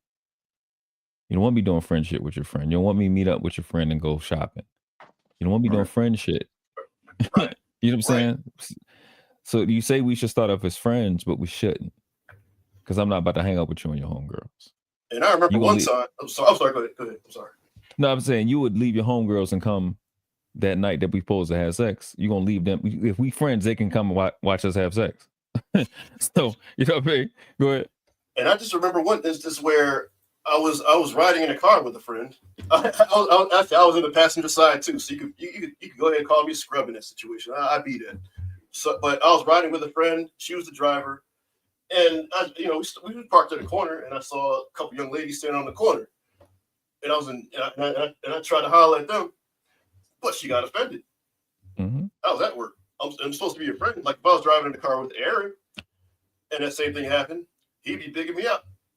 So I would have alerted you. Hey, Jay, 9 o'clock. Right.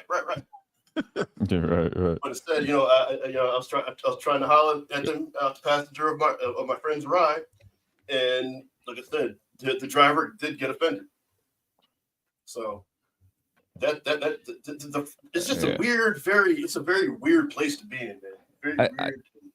One of the things I think should be a part of these, I think when we have these, just for lack of a better term for a second, gender war conversations, like the real issues don't get addressed at all. They don't even come up.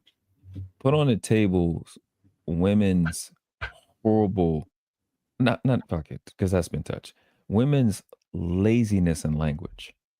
Let us be friends. It's not let us be friends. You want me to understand you more. And instead of being 30, 40 years old and just saying that, you're trying to appease your friends that can't protect you, make you a wife, or marry you. It's lazy. It took me 7 seconds to say that. But you say your fake statement and you have this expectation from the group chat that I'm supposed to respond like that, and I don't. That, oh, you gay and these niggas that, and then we go on this whole long 2 or 3 months long rhetoric instead of just having a real human conversation. You don't want friendship, you want to be understood. And then when you understood, then you're free to be vulnerable to do this, that, the third, and fourth, and the fifth. And we don't have conversations with women, because a lot of them be crazy on these panels like that. Why are y'all so lazy with language? One of the most fundamental things is, hey, what do you want to eat tonight? I just listened to you run your goddamn mouth for 2 hours about the girl at work. What's your homegirl? You can't fucking say the number 5 order off McDonald's. You just supposed to know. Where do you get all this? I'm supposed to know. Like, their language be lazy, and it's hard for men. Now, this is why I've kind of been talking with women on the hop on the panel that I know is going to be honest. It's hard for men to hear, to listen to y'all and get a clear and concise understanding of what y'all want. At this point, it seemed like it's intentional for y'all to create chaos and us not know, so you can complain. Would you ask a 7-year-old how to solve a differential equation with no upper and lower limit? No. Why would you ask a woman what she wants to eat?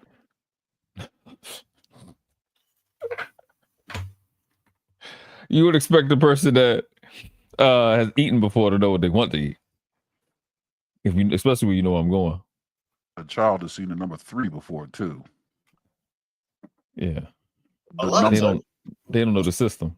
I'm sorry. A lot of times I believe with this food conversation is that it's maybe, I think whether the woman knows it or not, it is a test for the man to show his leadership. Yeah. That's what I'm thinking, because it's something that comes up so much. It's particularly this food topic. You know, what restaurant do we want to go to? And it always somehow boils down to, having the man pick the place, having the man, lead and buy the food and things like that. But it's all. I think it all just boils down to the subconscious or conscious tests that women give men to test their leadership. You're right, but it's a chicken or the egg came first. It's not the chicken, it's the egg. Here's why. They're just leveraging an inherent inefficiency in them. They're just using it. You ever see them go out to brunch together? Okay, so one of them decides something to eat, the other one's getting the same thing. They really are indecisive around food. Like, that's a real thing. I've seen women struggle in solitude trying to figure out what to eat, get it, and then want something else. Right? They just take that and say it's usable. Oh, I can use this as a shit test because I have no idea what I want, but let's see how well he does at sorting that out. If you can't figure out what you want for lunch, who the hell are you to be testing anybody? Right. And Mr. Tracy Bum, I said that I didn't say seeking leadership. I said testing leadership. There's a big difference. Yeah. So part of leadership is decisiveness. And part of leadership is also awareness of the needs and wants of those you're leading, and awareness of their strengths and weaknesses, and being able to leverage everything so that everybody wins in a successful situation. So yeah, being able to judge leadership and how well does he know me? Does he listen to me when I say I'm trying to lose weight? Don't feed me a cheeseburger. Or I told him I was a pescatarian. Why are we at Ruth's Chris? You know what I mean? I'm allergic to fish, and you got me here at the Chart House. What? You've been listening? It's a test for that kind of thing. Yeah, 2 options. I'm gonna give you 2 options. I'm going over here by the store. You want the Chinese food, or you want Taco Bell. Which one? Pizza or Chinese? well, Panera Bread is around the corner from the. Oh, can you give me something from Olive Garden? I said I'm going by the store over here. It's Chinese or it's Taco Bell? Which one? Now, when I asked you what you wanted, you didn't say Panera Bread. You said you had no idea. I said Chinese or pizza. Now you got Panera Bread. Hey, you know some other shit. But Well, I think. Go ahead. Well, no, go ahead. No, I think that is born from an innocent place. I just think that is inherent in them, and I've seen women struggle with that with themselves. It sounds like purgatory to me. You know, that's the exact word I use. So that's the exact word I use. Yeah. It ain't hell, but it ain't comfortable. That's a hell of a waiting room. But no, I do think that when it comes to like friendship, right? The missing component with women is the understanding that friendship comes with duties. It's duty based, right? Yeah. Also, it comes with, what did you say? They want to be understood. Even then, I think that is a half-baked request, because in order for someone to truly understand someone, they have to understand their strengths, weaknesses, their accolades, and transgressions. If you want me to understand you, I need to understand where you're weak so I can help you, lessen them, mitigate them. I need to know where your vulnerabilities are. I need to know, you need to be able to be open with where you go wrong, your flaws. So I'll know what to avoid. I know how to give you grace. That would be provided in what they would call that friendship process, where she telling you about her life, what happened to her, previous relationship, what's going on at the job, family stuff. Those would be that way. Do you think that would require them to be 100% honest with their maligned contributions and transgressions and crimes that they committed? It will require that. Accountability. That sounds like accountability to me. I would not say it. A lot. Yeah, you know. What did he say? What's like 100 women versus accountability? I should see that. I see that earlier. But I think that's where the friendship can be. That so-called friendship can be created when you help them be honest about something because a lot of, this kind of moves over into like the self-development growth process. A lot of times people just have sorry mindsets because they don't even think about stuff. Then you find a person that provides some information, provides a concept or a perspective, and that is the spark of, oh, this is a good person for me. And then they share, then they got that other stuff to where you didn't know, they acting out because they didn't know they wanted to be understood. So now they don't think that, they didn't think being honest and transparent was a thing because whatever past issues caused them to not be trustworthy as a defense mechanism. You know what I'm saying? How that goes into things. Oh, yes. Somebody wasn't honest and transparent in the past and used it against them and hurt them real bad. That's for men, that's for anybody, and that's baggage that has been carried from, the childhood years or whatever until now. You know what? So, all right, a little bit of context, world class. Between the years of 2007 and 2013, me and this guy, Maverick here, our friend base was 70% female. All right, 95% of them were, at the very least, attractive. It was attractive on up and stopped just short of perfect, around beautiful. And they were genuine friends. We got at least 3 of them married. We introduced them to their husbands. They're married today, having great lives, right? This happened because a lot of times the way we met or when we met, these women were honest and vulnerable up front, and we didn't betray their vulnerability. We were there for them. Now, we were lucky enough to be too busy and distracted to really care to enact any physical attraction. But that's why we set them up with decent guys, because we acknowledge the physical attraction. I can't do anything with it, but this can't go unaddressed. So I got a guy that I think you'll like. Listening to you, you seem to have a type. I know somebody just like that. They're married today. At least 3 of them. At least 3, yes. I think other than their father, I think that's the best way for women to. And them women are be no marriage. 8.5. Yeah. Bachelor's, masters, fantastic women, and wives. I mean, we're talking about 2 or 3 Felicia Rashad archetypes, or Claire Huxtable archetypes. Yeah. I think in my mind, friend status between men and women is like, for some reason, is an understanding of unavailability. Yes. Right. By standard. And then the other thing is, one person don't qualify for the other person, or whoever did the friend zone, and that person don't qualify. Other than that, I think that's how it's supposed to go, because it's crazy when I say that women go, "Oh, we just look at this from sex." No, it's not.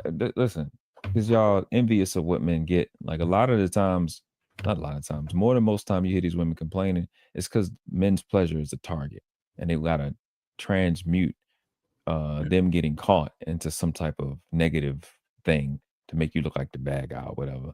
But their men's pleasure is the target, because when I say men and women aren't really friends like that, it's because you don't fucking find no fucking 2 kangaroos being fucking friends. They would fuck if they wanted to. You don't see that shit nowhere else in life. It's not a natural thing, right? It's a construct, a mental construct that more than most men are not going to fall into. So I'm not about to sit and tell my daughter, because they always throw that. Would you tell your daughter that? I'm not going to sit and tell my daughter that her other classmate, that's a male, when I know my daughter's beautiful, that he just want to be her friend. That's a lie. Why would I do that? Why would I tell you that? Right. So I think when this conversation comes up and a man and a woman are cool, they enjoy each other's, because the foundation of what we call friendship is a person that you admire and you care about. They have traits that you admire. You want this person around, even if it's some low level ghetto.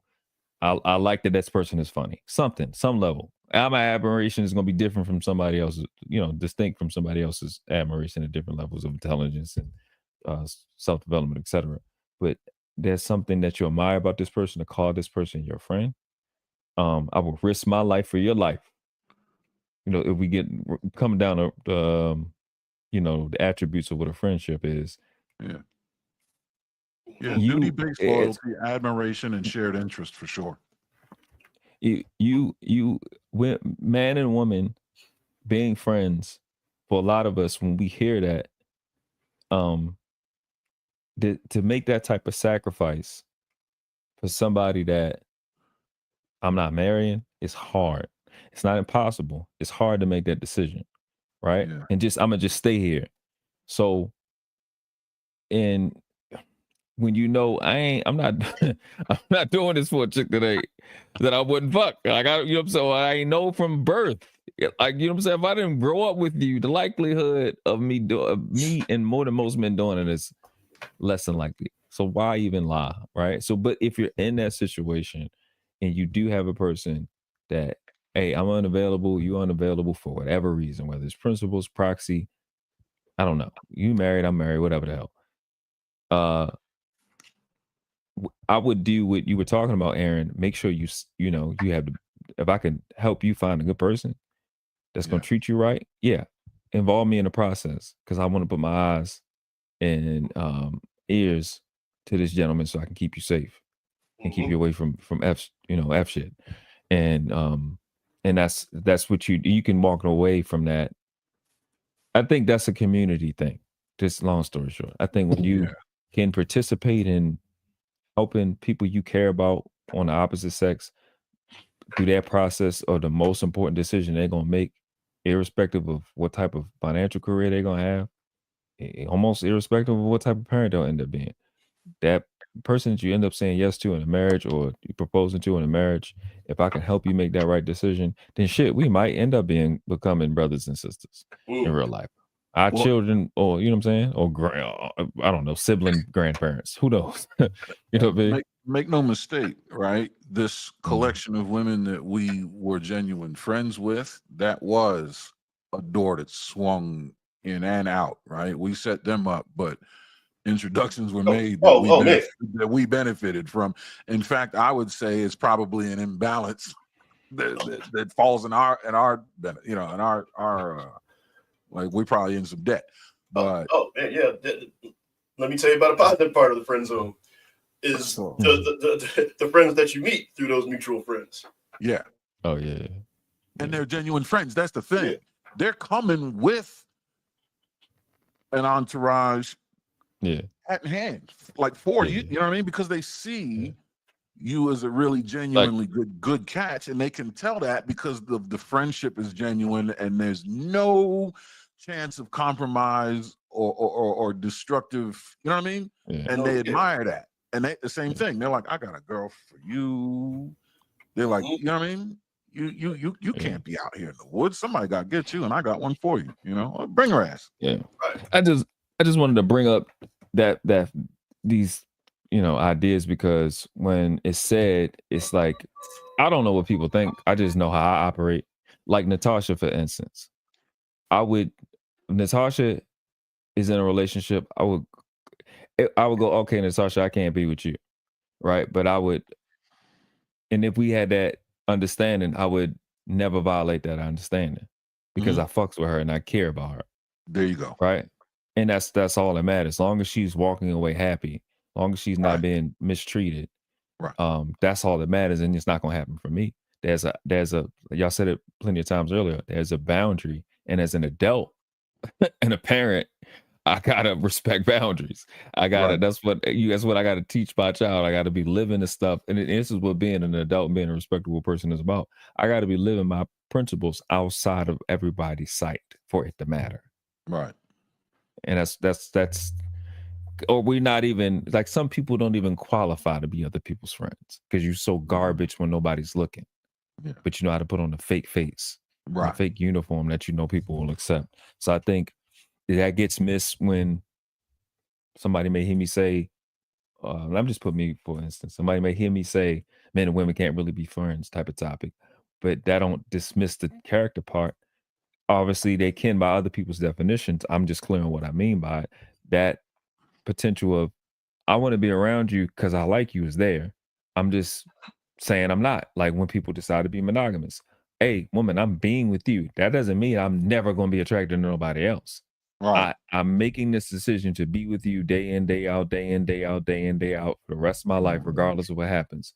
And you know what I'm saying? I don't like we can do what we want to do, but let's not be liars and let's not manipulate each other and guilt trip each other into the fantasy that doesn't exist, that we can't live up to anyway. They've done stories, and I'm gonna shut up. No, I'm talking a lot. They've done so many shows, these little corner shows where the girl call her best friend and ask him, hey, can I come over here with you right now and show? Yeah, the nigga go, yes. And that makes that doesn't help men. That this concept of that type of thing doesn't help men because it makes men just look like predators. Like I'm just hanging around you to get it when I can. That doesn't help us. I don't know why guys think it does, but it doesn't. It doesn't help at all. It makes us look like creeps instead of a man like me going, hey, I'm not monogamous. I want more than one. Hey, I'm not in the friend zone. I'm not the guy. I like you. I would fuck with you. I think that helps us more when we're that guy. When you're not that guy, obviously, to the contrary, you go. But being a liar, I just don't think it. Or being guilt tripped into lying, that part of these conversations need to stop. But no, outside of the topic of friend zone itself.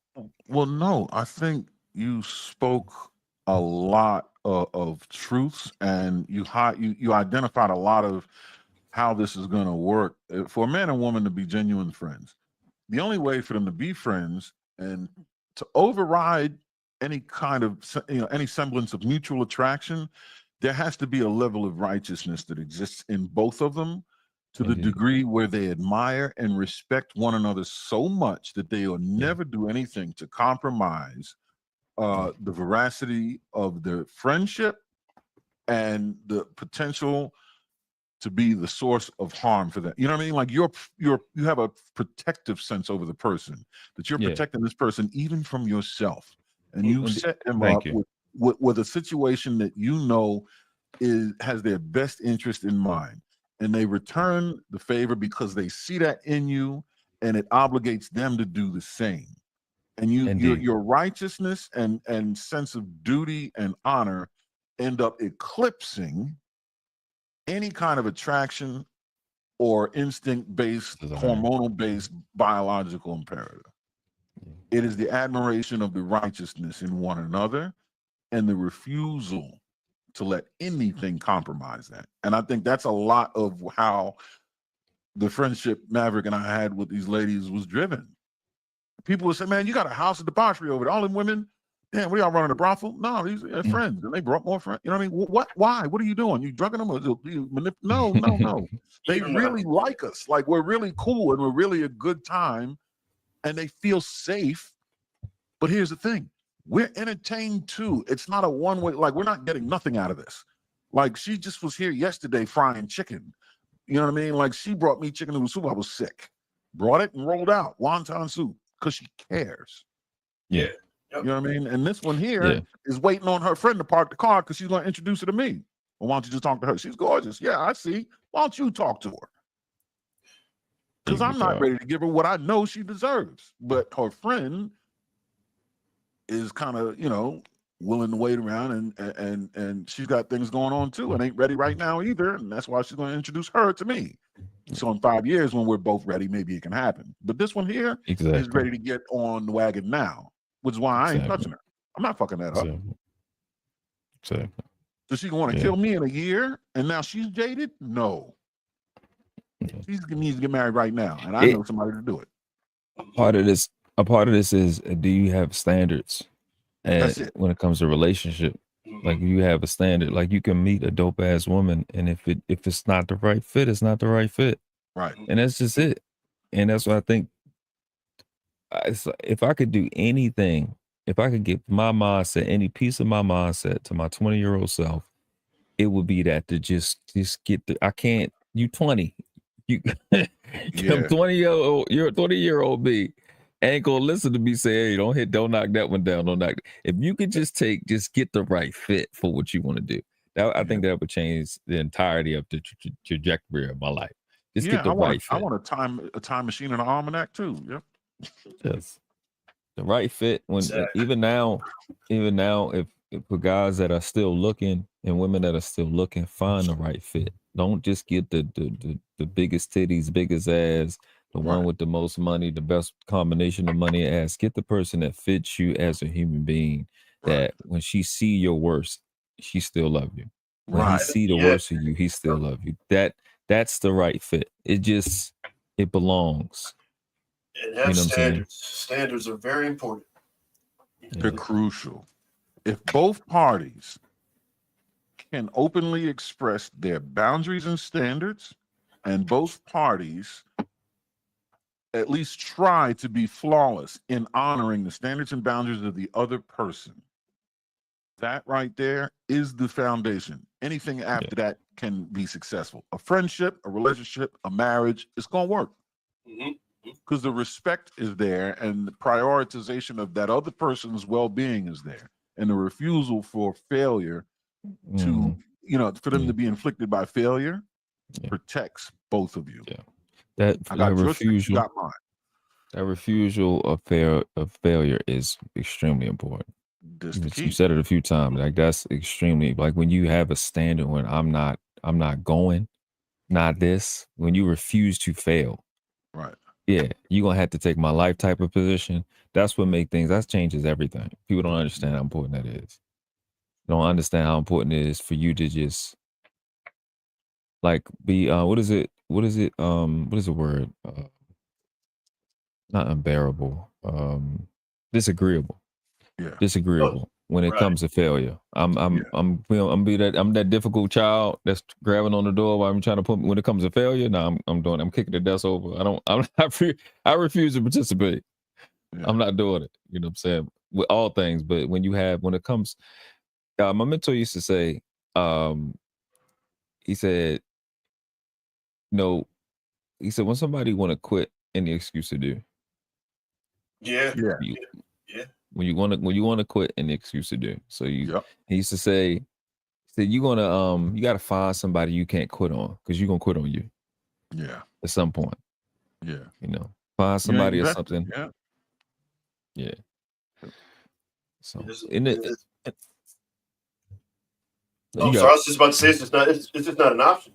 If it's something that you set yourself out to do, that's quitting is not an option. Failure is an option, but quitting is not. yeah, absolutely. Yeah, failure is an opportunity, really.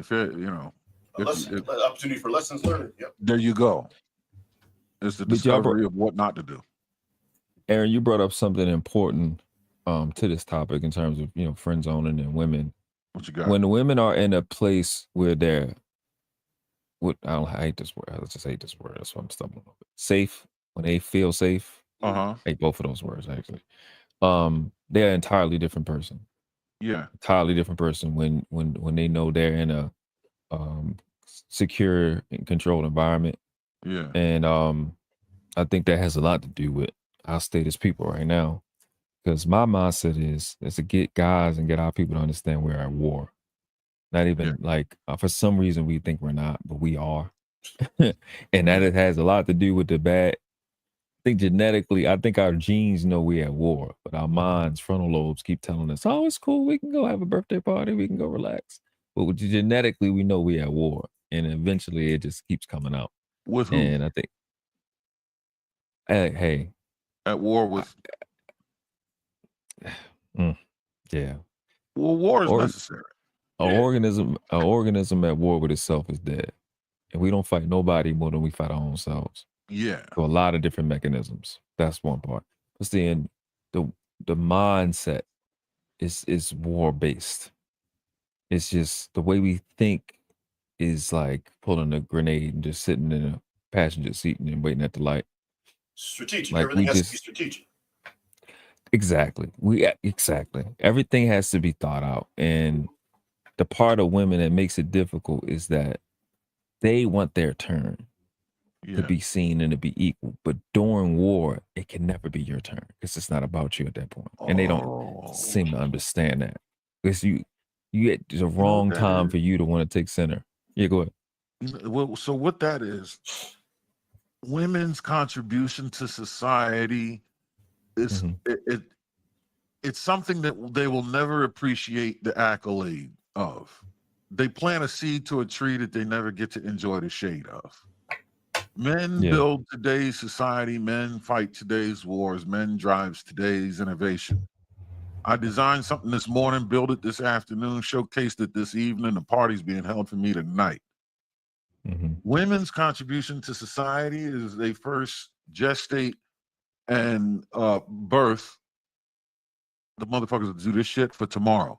And then they raise them and impart culture on them from fetus till a point where they begin to be able to learn.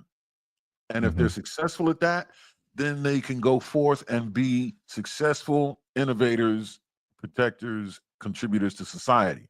But by the time they're doing that in a manner that is confirmed, her being a successful progenitor of that person, she's on her way out the door or she's out the door. She'll never get that award. And even if she does, she can't appreciate it.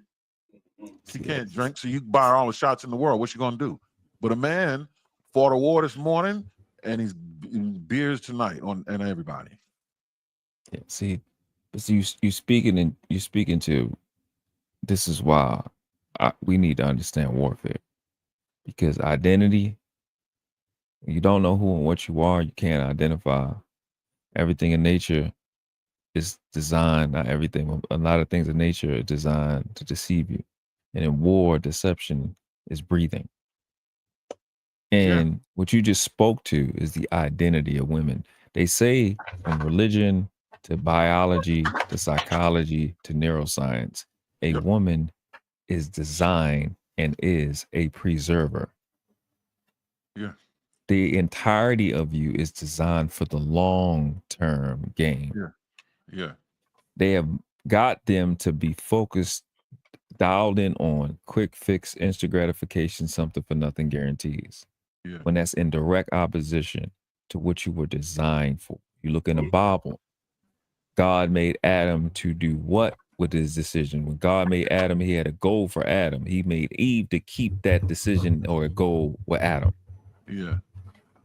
Eve existed to preserve that original decision. Everything about a woman is to preserve. Yeah. You got to go to work, and your mom and your wife, well, even when our moms, when we grew up and they got up before us, they got out stuff together, they cook for us, they allow us, they preserve, literally what the word means. Yeah. Mm-hmm. They run around on eco mode. They're low energy output to conserve, like you say, long game. We're running in performance mode. We burn up the gas. We get a lot done, but we burn up the gas. You know what I mean? Yes. And this war tactic has got them to be envious of what we get. As your revelation, as you was having it, would you would say, well, oh yeah, well, I guess you could see how they would be frustrated because we get celebrated the same day, and they can't see the fruits of their labor till later. That's what they were designed for. So they started to they gotten women to be envious of men's pleasure. Yeah. And now I gotta be a man to get what you want, and you can't. And we're always in conflict. You designed to preserve. I'm designed to serve. I gotta serve today, and I'm gonna get paid today. Yours come later. Here's the inequity or imbalance. And I wish women were able to embrace the value that they have, the way they have it. Number one, yeah, men receive accolade for a job well done today. But what's it cost them? Well, potentially his life, well-being. Even if it doesn't today, a bunch of these strung together shortens his life, number one. Number two, combat, violence, competition is necessary. It's the engine that drives evolution. I was saying on Hamp's panel earlier today. Evolution is the process of natural selection. The best, most efficient feature gets birthed out of necessity or competition. How can you decide what trait to adopt that's best if you don't put them into competition with one another to the degree where they are forced to operate at their maximum potential, which means this competition's to the death. And then we go with the one who's the clear winner because he's got the obviously better tool to use. And then we put him in the ring with the next competitor. The best man wins. The species adopts whatever the winner. It's bracket elimination. That's how evolution works. That's why combat and competition are necessary. Here's the thing. Women don't have the responsibility to use competition as the driver of evolution. They don't have to deal with that danger. That's why they run on eco mode. They are low output operators because they are long game contributors. And they get to enjoy that. We're the ones that provide protection and say, you know what I mean? Like, we do this shit for you. So yes, I'm gonna need some beer tonight. You're gonna have to put my name in lights on the marquee tonight because did you eat today? And what you ate, did it try to kill you earlier? No, it didn't. Exactly. I brought that motherfucker here before he killed you and put his ass on fire. And now we're eating trees I chopped down last week. And because of that, I have 3 bad knees, 2 bad backs, and I'm not going to see my 65th birthday. You're going to bury me 20 years before you go. So can I have a beer tonight, please? Just think of the long term. Think of the long game. That's it. But they don't have the empathy to see that because they don't have to. They only need to be able to assess behavior to understand who's a threat and who's help. That's not empathy. That's behavioral analysis with the intent to manipulate. Indeed. Men got to be empathy to the community because without the community, I'm screwed. I can't be made a pariah. I need the men to work with me and I need the women to be available for me to select from so I can Women need to take care of their children. They're empathetic to children and themselves. I need to keep my ass alive so I can breastfeed this crying baby. And I'm empathetic to this baby because he's crying. I got to feed him. at least so he shuts and stops attracting the animals.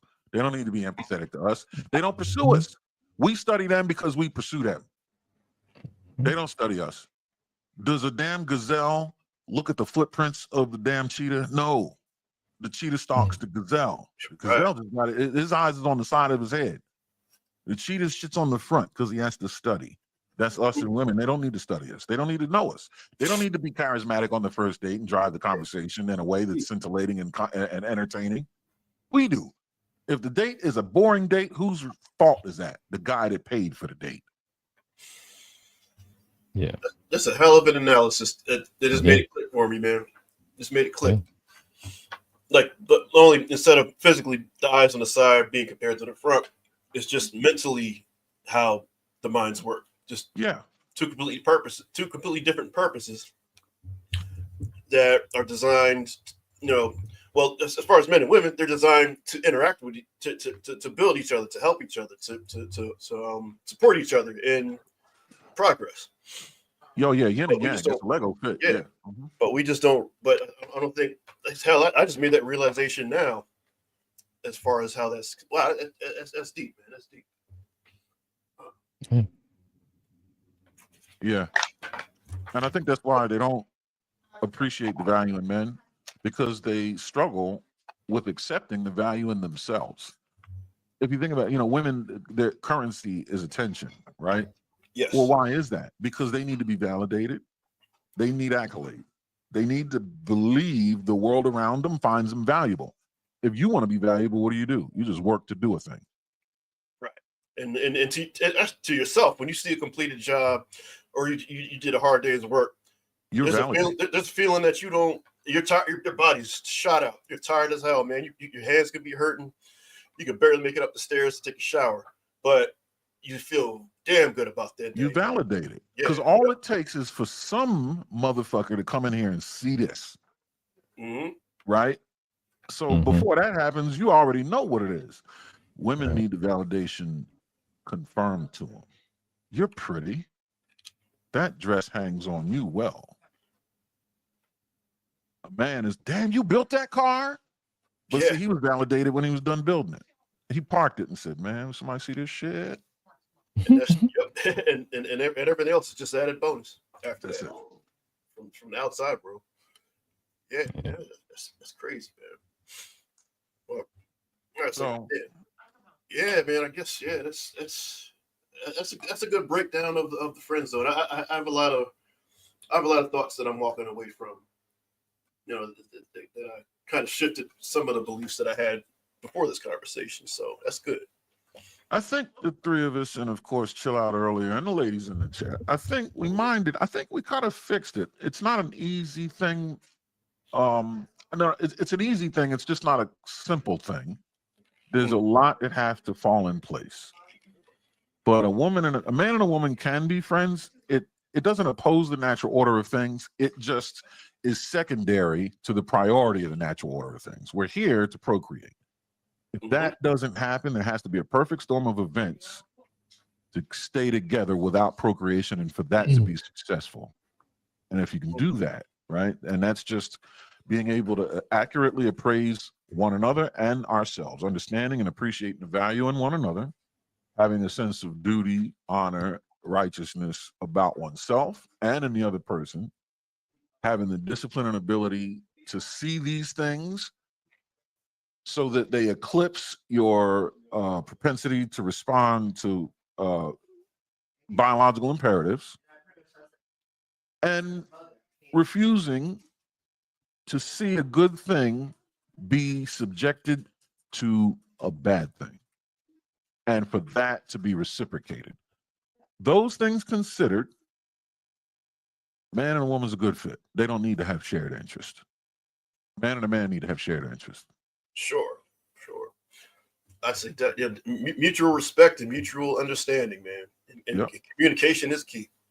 And we got to have shared interests as men for companionships to work, because we're going to practice for the crucible of competition, right? We play a game, which is practice for us to go out and fight. Sure. And we need to go out and fight because that drives evolution and feeds motherfuckers.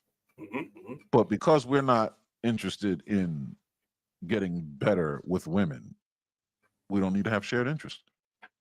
You don't need to like cars because we ain't gonna race. Yeah. Right.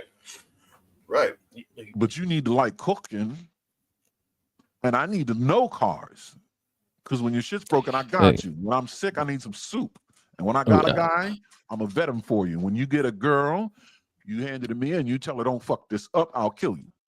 Mm-hmm. Now we working. I think men and women just fundamentally are become shared interests. Actually, It's born from it, yeah. Mm-hmm. They actually come principally compatible. Yes. Men need interests. Yes. So, you know what I mean? From a fundamental standpoint. Yeah. I think when it comes to like friends, I think when these conversations come up, got to do some quarantining of calling out and making sure we're not allowing people to go friend when it's really somebody you just want something for nothing. You want to misuse somebody and therefore devaluing what a friend is. Yeah. Girl, just go, hey friend, because it's the hug, and all you got to do is give them a hug, and you can get a free dinner or something. That's you wouldn't play and go, hey husband, no, you know what I'm saying? Right. Or hey baby daddy. Like you respect these titles, and it's just showing the lack of respect for friend when you just want to put a guy in the corner because you just don't want to fuck him and you want him to use him like a friend. I mean, you use him like a girl, or you as a guy want to take the friend title because you want to watch. You willing to sit by for years, watch her fail, and then you're gonna get the vagina. Like that's that whole relationship. Them two scenarios is disgusting when you think about it. But yeah, so it's just putting some respect on the word friend. Yeah, exactly. Like I said, just piggyback off of what you said. Just an interaction last summer popped into my head. Whereas it was this, it was this young lady's birthday, and I saw her online or whatever, and there was mutual interest before, but it was a birthday. I'm like, all right, well, she ain't got nothing to do. Come on, I'm going to do this activity. I had to be real ambiguous about this one. I'm going to go do this activity, and so she come and joined me on this activity, and then afterwards we went to go eat at a bar, and during the activity we had the traction was building and this, that, and the other, so then when we went to the bar, things started to get things started to move towards a further direction to whereas things may get more physical later on, and so long story short though, during that conversation again, she threw out the word friend. Right. I remember this now. You remember this? You know what I'm talking about? Yeah. And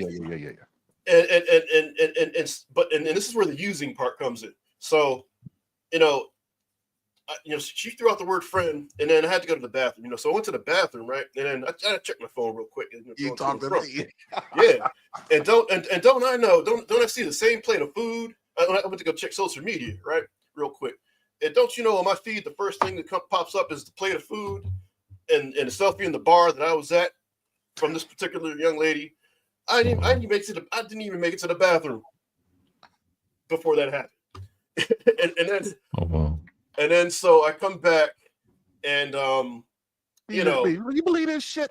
Yeah. Tell me, you can check this out. Anyway, long story short, I didn't pursue this particular young lady afterwards, but that's just one of the things. Like I think where women, they use this word friend as they know that that they have the guy interested and they just want to string him along to do things like that too, because they have certain friends for certain things, for certain male friends to fill certain roles. I just happen to be the one to, hey, come out and do this activity on your birthday and have a drink afterwards. Hey, great. Yeah. Or then they got the friend that she probably went home to that night that was that things went down with. You know what I mean? Mm-hmm. Then she has the friend where she needs to call somebody. Oh man, needs to call to fix this thing, or she needs an emotional support. She got the emotional support friend. So they don't need men though. Right. They're all men. Yeah. They got crossword puzzles with F's. One of them down is friend over is food. The other one is friend fuck. The other one is friend fix. Exactly. You know what I mean? Exactly. So yeah, it's just like I said, it's just another weird factor of the friend zone there that just, like I said, it just after so many instances of doing that, I learned to make it clear, like, yo, that like all of that shit is not happening with me. And if that's the direction that you're headed into, then we can't go walk this path together. That's all. No harm, no foul. I'm not mad, no ill intention, but it's just not going to work, because I can't be that. It's just the aspect of deception where you end up getting to places like that, because these chicks, man, 2025, I'm saying, hey, everybody's a sicarios. Everybody with them spiders that hide under the damn sand and just hop out and snatch their prey. Everybody just playing, man. Like, it's just too much, man. And then you get your feelings hurt, then you want to cry. Some of us out here truly about that life. So I'm not the one to play them spy games with. I was around too many of them. I don't think you want to play them games. And when I see it, it just disallows the standard to be respectful. Like, if you want what you want, you can have it. It's a guy that will spend $600 on you, let you take pictures, block him out. Just why not? It's the weirdest thing in life, bro. When you actually just be honest with the opposite sex, you get way more than you thought you would if you lied or when you were scared to just tell the truth. It's somebody out there that want that.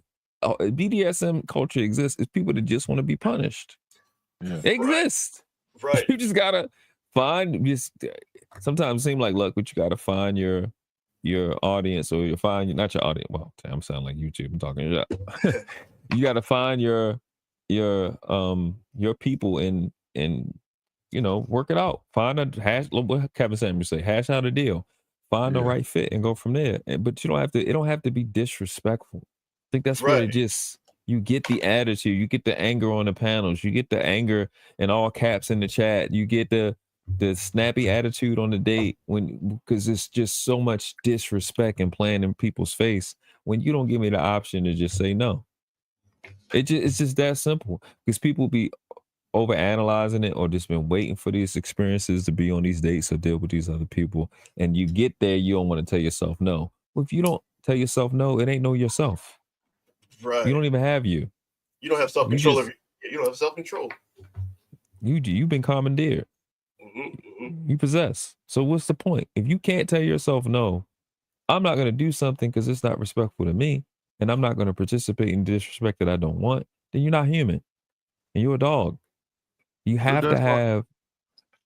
That's why they're all right with lying and manipulating. In fact, they low-key depend on it because they can't tell themselves no because they're afraid of no.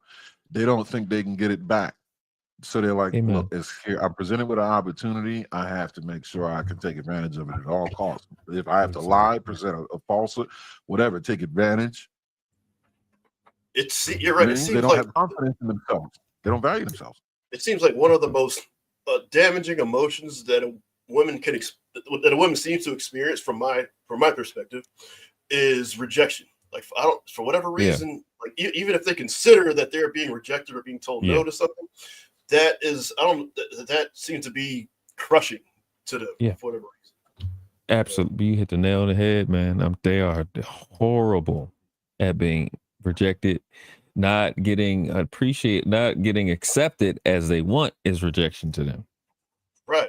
How they imagined it. And they are horrible at rejection. Because and Aaron spoke to that earlier. You don't got to be charismatic. You don't have to practice in the mirror. You didn't have to do that. You just all you did was practice being cute. Yeah. Put it on the image that you seen some other girl get when she got the attention. You just waiting for that archetype that you saying give that girl attention. That's what you're waiting for. But he don't know that. All these different guys that don't fit that archetype or that look, he don't know that. So you've never actually a lot of these chicks that men want, these super attractive chicks, be so freaking boring. One, uninformed, and it only matters to smart people. They don't know shit. It's annoying. And they awkward and socially awkward. A lot of them are femcells. Don't forget starfish. Because a lot of, I break it down to two brackets. I know y'all hear about the income bracket, all that's in the relationships. It's two brackets. It's It's average to unattractive. That's a bracket, and then it's attractive to highly attractive. It's two different experiences out here in relationships. And I think when we have these conversations, they get convoluted, but grass may seem green on the other side to each side, because that average to unattractive person, you may not be able to just walk into a bar, walk into a party and get your dream girl, dream guy, right? And get on a yacht just because you're attractive.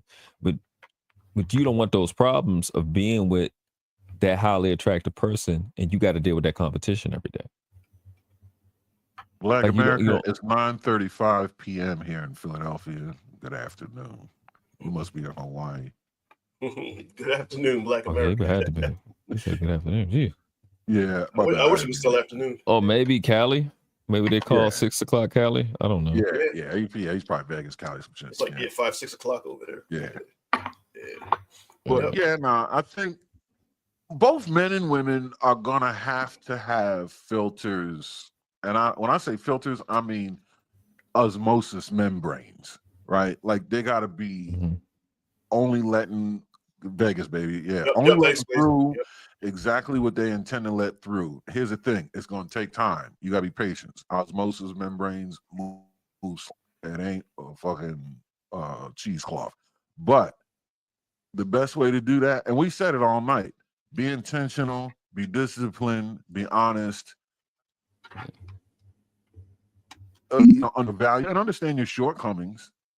Know yourself and don't the wrong thing. Know yourself, right? Get to know others. Be open with that. Be smart. Respect and expect respect. Have your boundaries. Have your expectations. Demand that they're met, and do your best to meet others at all costs. If you do that, then that's your membrane, your osmosis filter. The bad shit can't get to you. It ain't enough room in here.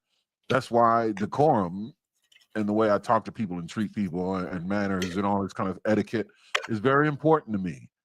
Because if you're going to be a crash out, there's no room for you to crash out when dealing with me, because I'm such a contrast to your shit that if you start to get a little bit out of hand, you're already going to identify yourself as the low-lifted individual. And I've used low-lifted on purpose, right?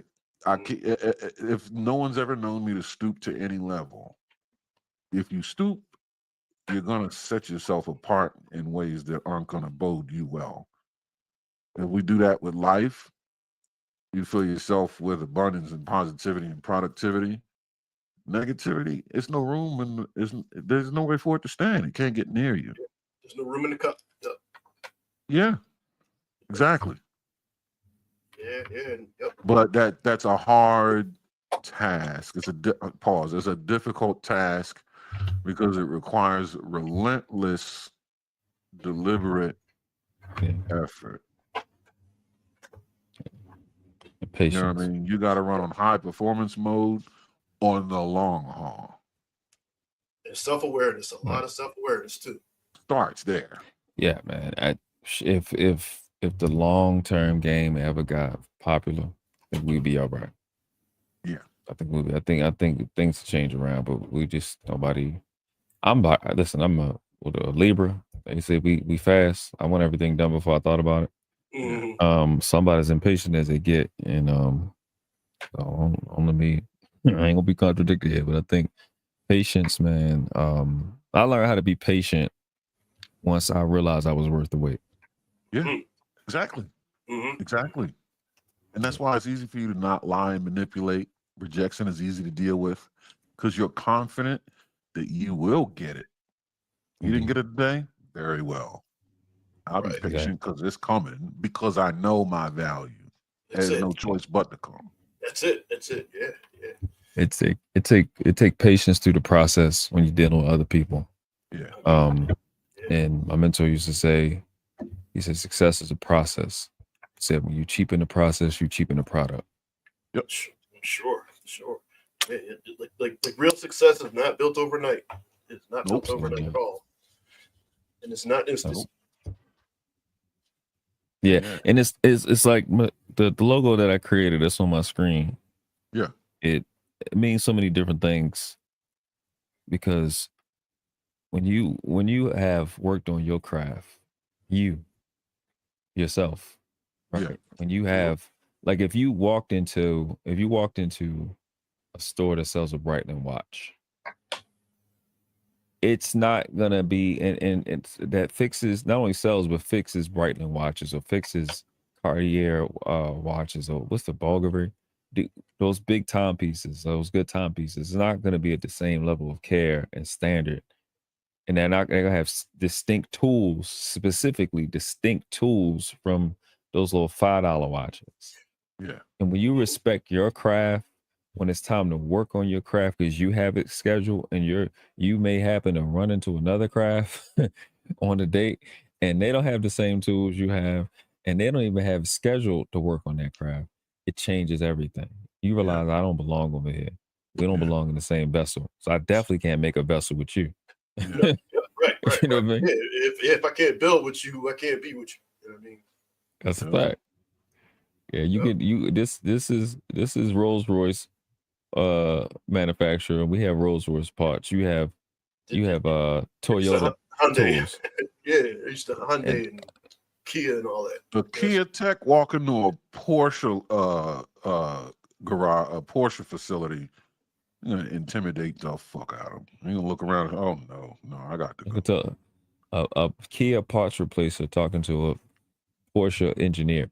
It's a different conversation. But when you put the work in on you, right? When you really have, I just, and I would want to break it down to different brackets because there are people that into self-development and there's people that's not. And those of us into self-development don't have no business even talking to people that's not. Because all we're going to do is piss them people that's off. We're going to put them people that's not off. We're going to piss them off super fast. It's a lot of uncomfortable facts that it's frustrating. Yeah. That's why I said the right fit. A heroin addict that just woke up off of the Narcan. Jesus loves you. Jesus, what? I just OD'd and I'm on Narcan. You trying to sell me Jesus? Right. You ain't even ready to hear the shit, man. It's tough. I watched this movie called Revolver, and it was kind of like the same message. They was like, "We always gonna take you with you. We was always gonna take you with us. You just wasn't ready to hear how hard it was gonna be for you." And when it comes to this type of conversation and dealing with people, the word compatibility is in relationships, basically how you relate those two words. We barely even hear those words in the conversation of a friend or in a relationship. Is relating. Yeah. How do we relate and are we compatible? Well, no, men is supposed to be the first. Women do this. Men are better than women, and we we get to all of that. And it's just like, hey, people that's on the panel that have actually dealt with the opposite sex that's not homosexual, can we start dealing with the compatibility part? Were you compatible? How many things, how much did y'all talk about in terms of your compatibility? How much of the conversation was that? Or was it, let me see if this nigga broke. Let me see if this bitch gonna give me some pussy in time. We're not doing human shit. And then when you listen to all relationships, married or not, on these panels, there's somebody else's relationship you hearing. They could be right as rain about the general, but you got an ear into somebody else's relationship, and you don't know what the fuck you don't know if they know how to talk right.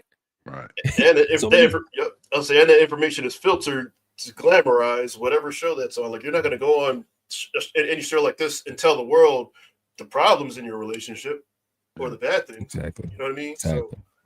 Yeah, the problem solving process they have is so important in their dictation.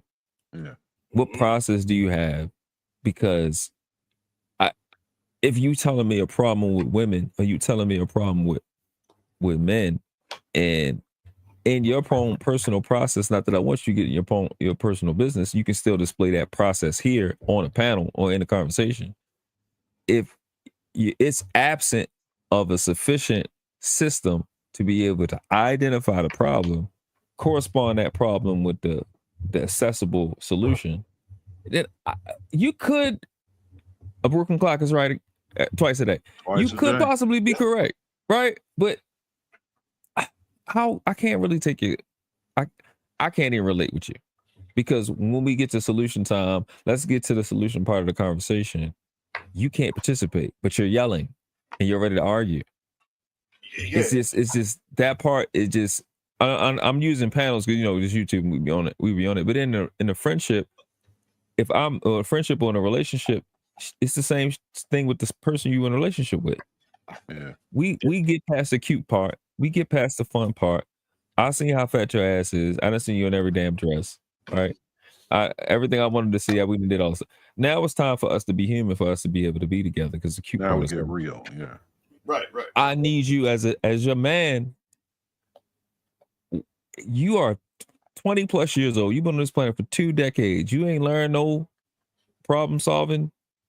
You ain't learned nothing. Oh no, I'ma just yell and cry and complain. Just and point out the hope problem. you give me my way.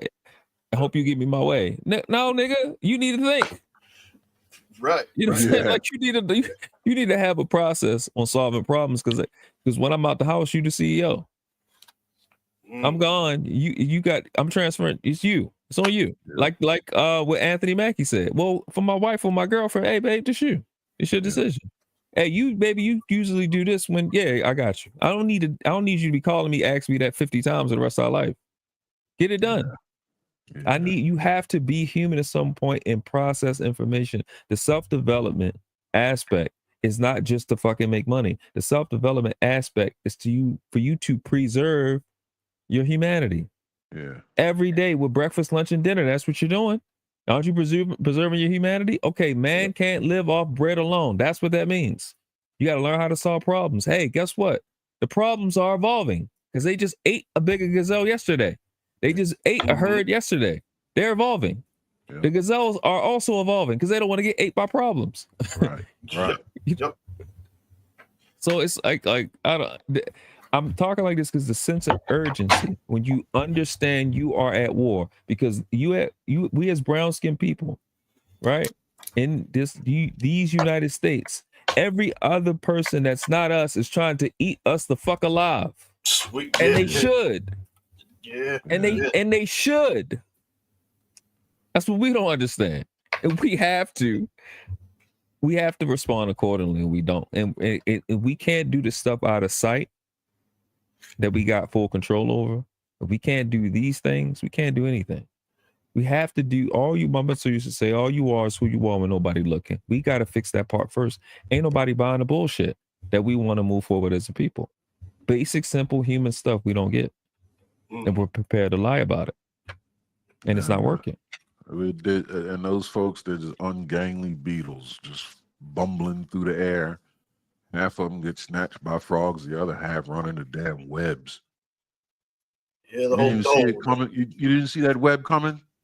Motherfucker, he can barely fly. He bubbling and shit. He flew into the window a minute ago. Yeah, the whole term of, the whole being awake versus being asleep. That's where we're at, man. Yeah. And a lot of people are still asleep, unfortunately, and just being aware, self-aware, just being aware of your basic awareness too of surroundings, like how you make this other person feel, or it would behoove you not to walk down the street with your earphones in and your cell phone, you know what I mean, and your face bird in your phone while on a city block where you could possibly get robbed, hit by a car, whatever else may happen, you just the overall awareness is just not there. Funny you say that. No, man, I ain't sleep. I see everything. My eyes is always open. Yeah, what you hear. Exactly. Right. Exactly. Yeah. You think you're awake because your eyes is open and you looking. That means you sleep because you fixated on what's in your direct line of view. I'm looking at shit to target it, but I'm listening shit that's targeting me. That's awake. That's how you hear people, but mostly whatever's going on behind you. If anything crazy, you'll hear. He's walking up behind me because where his eyes fixated on me.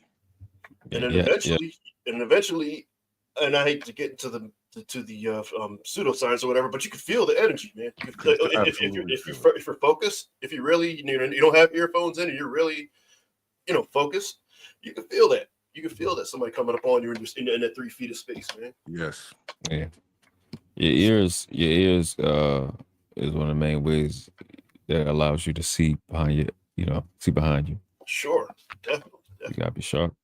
The electrical energy in your body is electromagnetically sensitive. Another body comes into your space, and you can pick that up. Yeah. You know what I mean? Yeah. It's just I had gotten actually I've been getting arguments lately, but I was on a panel on a channel with people that I enjoy, and I had we were just talking about feelings and emotions, and I was giving my perspective on it. Natasha probably she'd already know where I'm gonna go with it. But to your point, to this conversation, a lot of what's going on with people is that every sense that they have has to be felt through feelings. Like feelings is the executor. It's the executive at this point. It's making every decision on what you see and what you remember and what you taste and what you touch and how long something is. And that's, to me, that's demonic possession. Yeah. I think feelings are the interpreter of that intel that's coming in before it gets to your cognitive and eventually your motor. I used to call it an indicator. That, yeah. Because a lot of times if you act solely off of your feelings, chances are you're going to act incorrectly. Right. See, this is the thing with the friendship thing. I was thinking about this earlier. Friendship is distinct between men and women. Uh-huh. For us as men, is duty. Yeah. We think about things we did. Like if I talk about my friend, I'm gonna talk about stuff we did and stuff that we do, and we expect things to be done. For women, it's quote emotional unquote how they feel around each other. Yeah. How they felt when they first met their homegirl. How she felt when she confided in her. If they trauma bond, how they felt in that situation. If they triumph bond, how they felt in that situation. For them, it's that. And they want to have, because this is a safety net for them, and you can't make a second first impression. If that's that safety net, that's what being a friend is to me. They don't want to adjust it. They think it's always supposed to feel like that every single time for eternity.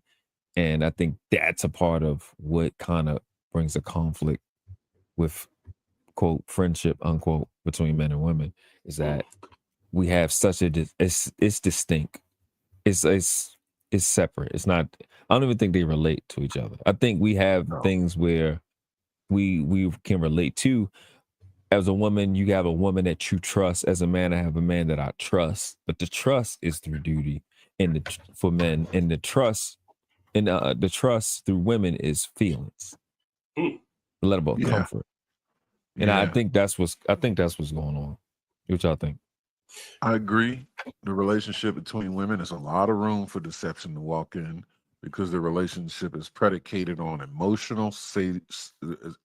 being emotionally satiated.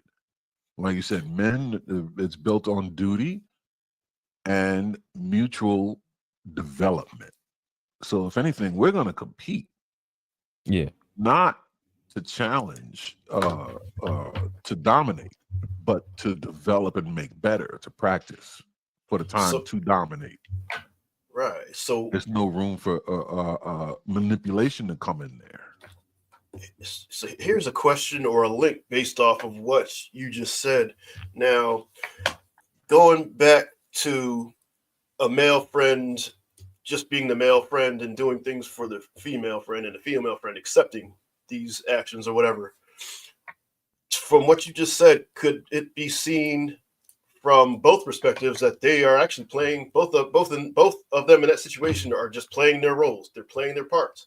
Whereas the woman is getting obviously the physical support, but more the emotional support, and then the male getting the support of the friendship by being by catering to his sense of duty, catering to the inner sense of duty to do for a friend when in need. You know what I mean? Yeah, I can meet you there. It kind of goes with the demonic possession part, because to women, emotions is doing. That is the foundational. That That you just asked my question. Yeah, that's what I was. yeah. To them, that is duty. Wow, To us, is like, I don't know, I can't do nothing with that. It's nothing for me to do. But for them, it's duty, and it's stuff that it's an action to them as well. Remember earlier when first in the conversation I said there's a possibility that a woman will innocently leave a debt unpaid. You fix her shit that got broken, and in return, she does nothing for you. But standing there talking to you the whole time, to her is valuable currency because appealing to her emotions or soothing her emotions is currency. To you, Yeah, you're distracting me, but I'll be your huckleberry. You can sit here and talk because that's what you do. So to you, it's a debt unpaid. To her, she thinks she paid the debt because I stroked your emotions and talked to you while you're down here where I didn't leave you by yourself to be lonely while you working. Lady, you should have left. I could have listened to the game or this music. I would have been done a half hour ago. But you're distracting me. I forgot where the ratchet was. But I'm not going to tell you to go away because then you'll feel attacked and rejected. Yeah, I think that's the main disconnect. I think just the past 5 minutes have been the main disconnect that I was trying to get at. Yeah, and then, I think the work is getting on having this conversation with them. Right. I think all of us can do that, whether you married or not, want to be married. I think we all can have this conversation so at least we're clear on where the disconnect is and what we got to do, because we all got to do our individual work. Definitely. And women got to do our individual work to be empathetic. I think is the tool in that situation, not to guarantee an outcome, but to do as much as we can to ensure an opportunity exists out of that. Because if I understand where I'm missing you and where you're missing me,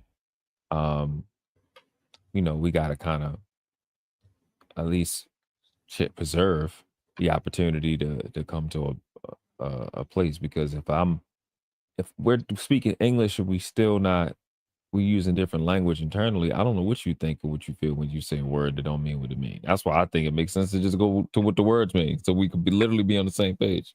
But you know what I'm saying? No, I was about to say real quick on one of those things.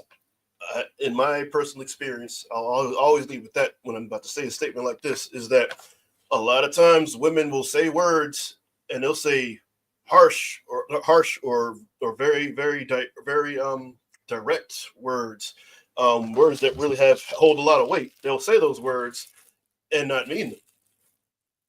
You know, and that again makes things a little bit more difficult with communication as well.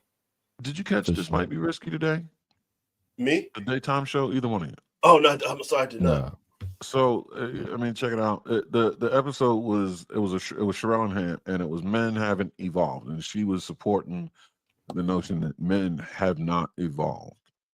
But by the end of the show, I guess what was deduced was what she meant to say, or what she was trying to say was most men aren't self-actualized. They haven't reached that level of self-actualization, or they haven't created enough distance between their lower self, or whatever. It was some you know what I mean, like that kind of shit. Right. It wasn't actually we're not evolved, because me, I went and got scientific. I'm defining what evolution is, the process of it, how, you know what I mean, and showed many indicators and forms of evidence that we're evolving. And she's saying, no, a man hasn't evolved if he can't. I'm like, a man can't evolve. He can mature and develop, but he can't evolve. Evolve is a slow process of something changing to become more efficient over time. It's handed down. The evolutionary process can't happen in one person. Yep. Yeah. It's a series of inherited incremental changes. It doesn't happen overnight. Your lungs were once gills, but that process, that change, spanned over thousands of generations of the species. You know what I mean? And she's saying that she tried to confuse mutation with evolution. I'm like, no, a canine can't become a feline. No. You can't just expect something to change into something else, even if the environment demands it. Well, what's evolution? Well, you got to find the common ancestor and study the path where they went divergent to becoming where they are. A dog and a cat have a common ancestor. Find that. What happened that made that split happen? But you can't expect a dog to become a cat. It's not evolution, that's mutation. Yeah. And you don't turn your gills yesterday to lungs tomorrow. That's mutation. That's not even that's mutation. Who knows? That's mutation. That's genetic manipulation. If we can do that, right. That's artificial. There's no way. Artificial. That's a good word. Yeah. That's bioengineering. Evolution is slow. And it takes a lot of environmental factors throughout millennia. Look at giraffes' necks. Right. Why are they so long? Because you know why our necks aren't that long? Because we have brains bigger than theirs that can build shit to go up that tree. And we have thumbs that can grab the tree to climb it, like monkeys. That's why their necks aren't long either. Right. Yep. And we can construct tools and things in order to make eating and drinking easier for us. We don't have to climb that to us. Exactly. Yep. Thanks. Yes. Yep. But an elephant's big ass has a trunk. Because his tall, heavy ass can't be getting down on the water like a lion. You got to bring the water with his mouth. But again, I don't need a trunk. I got one of these. That's it. And a shower. And a thumb and a brain is why I was able to design and use this. Elephants don't have thumbs and brains like mine. Yeah. Yeah. Well, that's the problem. Again, that poetic use of the wrong word that ends up being more inflammatory than the word they intend to use to make a point. It's like that's not good communication. You can't exercise catharsis on me when you're trying to explain your point. Have your cathartic process and then express your point. Don't mix them together. But they don't know they're doing it. No, they don't even. A lot of them don't even know it. They just really think they're right. And then they gonna suck their teeth and say, "You know what I mean?" I said, no, I really don't. You 30. You 30. I don't. Just use the words that mean what you say. It mean what you mean. I don't. Fuck it. That word to be. That could be a show in itself. Like, say what you mean and mean what you say, man. When it comes to that, I've had to tell so many adults that it don't make no sense. It's the language is the issue. The priority issue and I won't say that's probably not a good word. All wrongly influenced by modern society because it's intentional. You don't have what I've learned in my 39 years, be 40 this year. Things that happen that you don't want to happen, or the bad things that happen and they happen for a long time, it's guaranteed it's intentional. Bad things don't happen over time by accident. Not to say not every day, nonstop. This lack of communication with all these college degrees and high school degrees, it's not by accident. That's why my mindset is warfare. A lot of our problems are by design, and by design meaning, psychological warfare throughout the centuries. And now they have these tools of social media and all the media we consume, whether it be TV, social media. Like a lot of that stuff reinforces a lot of these bad behaviors and bad ways of bad behaviors. I'll just say. Yeah, I'm a YouTuber and I don't even have TikTok. Yeah, man, and that's another thing. The way these things are engineered, they're engineered to catch our attention within the first 5 to 7 seconds, and input right to where into our subconscious, whatever needs to get done, and then we move accordingly, without even knowing that we're influenced by this stuff. I say everything you said was valid just now. Like that's literally why I'm responding, because I be telling people I started watching TV in 2007, and I never really explain that, the changes, the clarity, the consistency in my brain. I was reading a lot at the same time, that helped. But when I stopped watching TV, I just the clarity I had day in day out was just after 30 days. it just changed my whole mind was just ready to learn every day nonstop. But you don't realize you are learning when you watch your brain is learning all day, every day. When you stop watching TV, your TV, they tell you what you're doing. It's called programs. TV is programming you to be dumb. And you really you don't realize it like practices, it's like practicing epilepsy when you watching these commercials. One is one move with certain sounds and colors on one commercial, and then it's a what is that pill commercial where they have the guy walking. It's fucking, you can see the heat and the sun and the grass, and they're just explaining. And then 95% of the video is what the hell could go wrong. And then the game commercial come on where the game is going to be like, it's just dumb. Like the way they set TV up, it's psychotic, man.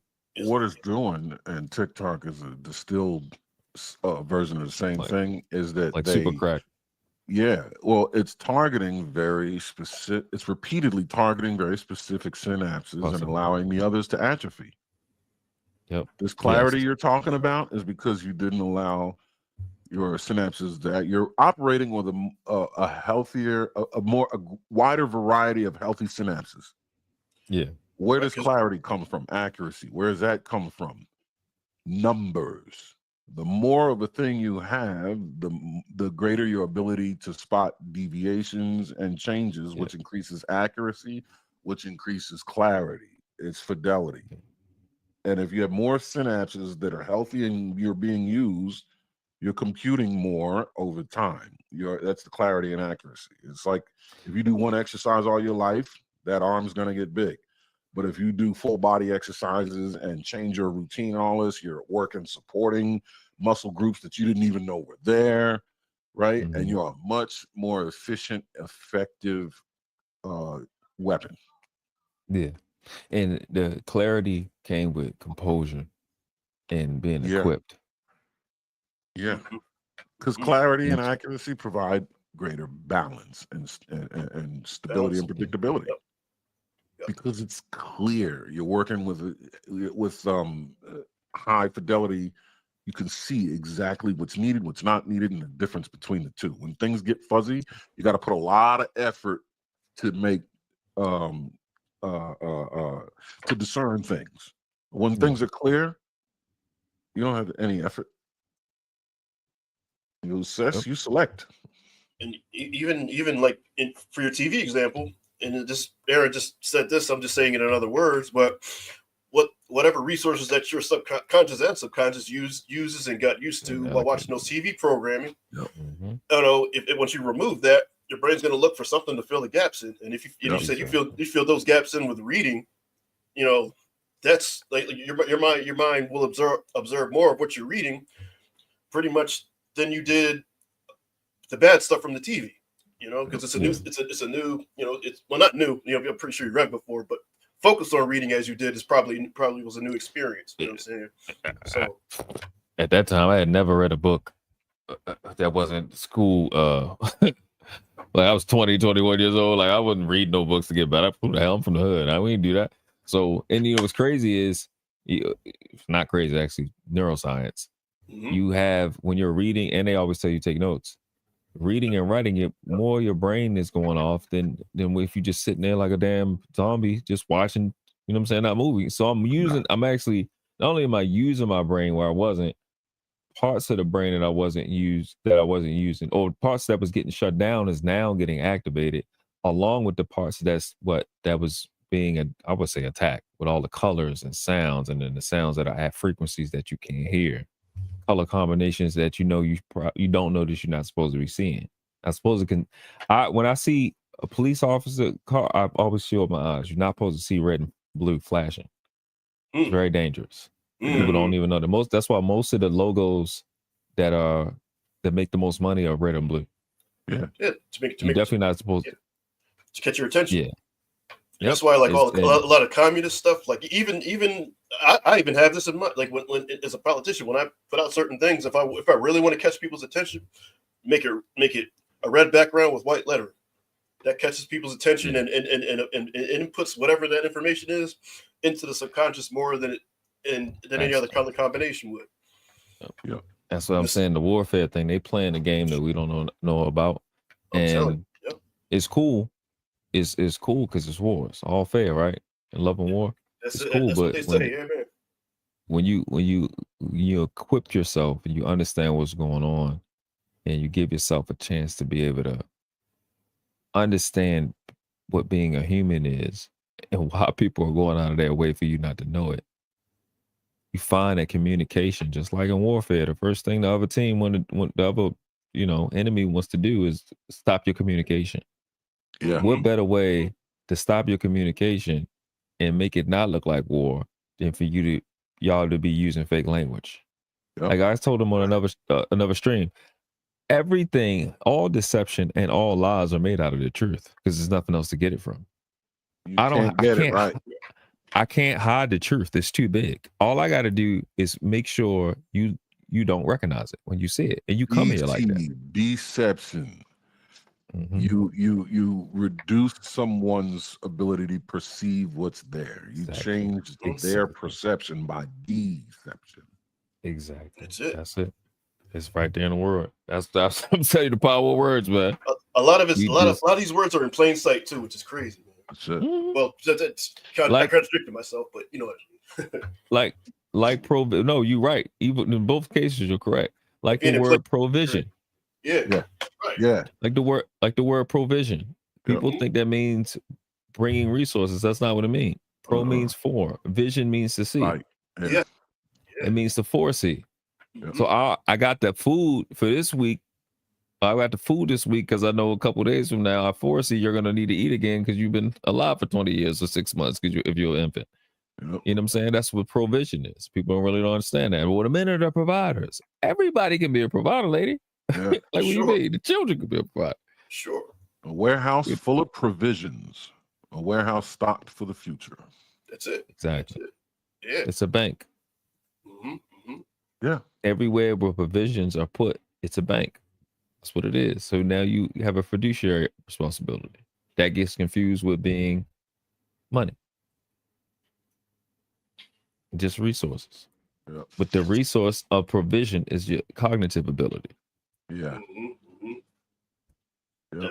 So, and that's why it gets nerdy, I guess. We sound like nerds a bit, but the clarity and the amount of being equipped and how composed you will be when you see the wisdom of language and like denotative language, when you see what words mean and you see the thought that's gone into language, it'll change the way you think.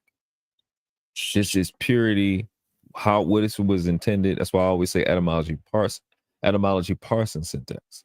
Etymology, the origin of words, which means the true origin of words. We go down to its etymology. Parse, which means part of speech, and syntax, which is sentence structure.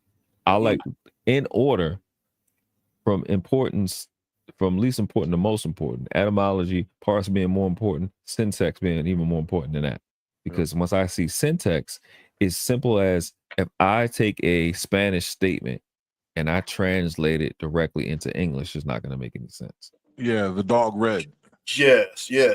Some things will be backwards and yep. Mm-hmm. Because in that language, the syntax, the sentence structure is based off that language's priorities. So like in Latin, the verb is the most important part of the sentence. Mm-hmm. Different things they put at the end, the different parts of speech, they will extend the verb in different ways to emphasize the entirety of the sentence. In English, it's the subject, so it's the noun, is what the thing is doing. So it in that specific language, it's going to be written in a way to emphasize that parse. So even before I get to what the word is, I need to know the structure. But I'll go through the process: etymology, then parse, then syntax. But the emphasis, the important part is the sentence structure, how it's written, because it tells you the priorities of that language or of that word, like what they were trying to emphasize, not just what the word means, but what was those people 2,000-3,000 years ago or 200 years ago was trying to tell you. What was important to them? Because I go read the Bible. Yeah, adjectives comes after the noun. The adjective is here for the noun. Dog red is because we're talking about a dog. The red part is interchangeable. His ass could be blue. You can't put the color before the dog, because if I'm talking about a red dog, when a red cat, now we've changed what we're talking about. I'm describing a dog, so the description is secondary to it. Without the dog, what are we describing? Right. Yep. Exactly. So it's like when in warfare, if I reduce your resources, if I limit your resources as much as possible, you will love the little choices and resources you have. You're going to exacerbate that and try to make that be something that's not engaging false compensation. So because you had your way with language, it's free for you to use it. You're just going to just haphazardly do whatever you want with language and not use the true, and not use or even care to think about the true power of language that creates civilization. Constitution of the United States of America, they didn't have a twerk off. When they want to make the country, they didn't use shapes. They used language. But we think in the Bible, in your Bible, in most of these people's religion, God started with language. We think it's a joke. Like these presses don't get up here and use anything more than they use language. Hitler didn't get up there and start throwing up gang signs and shit. No, like, you know what I'm saying? Yeah. I definitely see. Or beat the drum. I see. Or beat the drum. I see the full context of what you were talking about. Now, man, and that could go into a whole nother show. But me being involved in politics and being involved in the party that I'm involved with, I see all the problems that you just said, and I have been sending them my transgressions for that up the chain of command, because everything about the twerking and the drums and how we're always seen as entertainment, as we're always seen as dancing and something and as a show, as a word I'm looking for. It's not coming to mind now, but we're just sought out for entertainment purposes only. Yeah, and I get on one side, I do get trying to grab people's attention with those actions, but at the same time, you have to present yourself professionally, and you have to present yourself in a way that will make us put us in a better light than being the tap dancing and being entertainment. Yeah. You know what I mean? Because people won't take you seriously then. And that's all in the communication. Right there. And the beautiful part about what you're saying is the word entertainment means to keep somebody in the same state of mind. Yeah. In our case, the whole race of people. In our case, the whole race of people. Unfortunately. And our people, we overspend, if not is our number one expense, is entertainment. Yeah.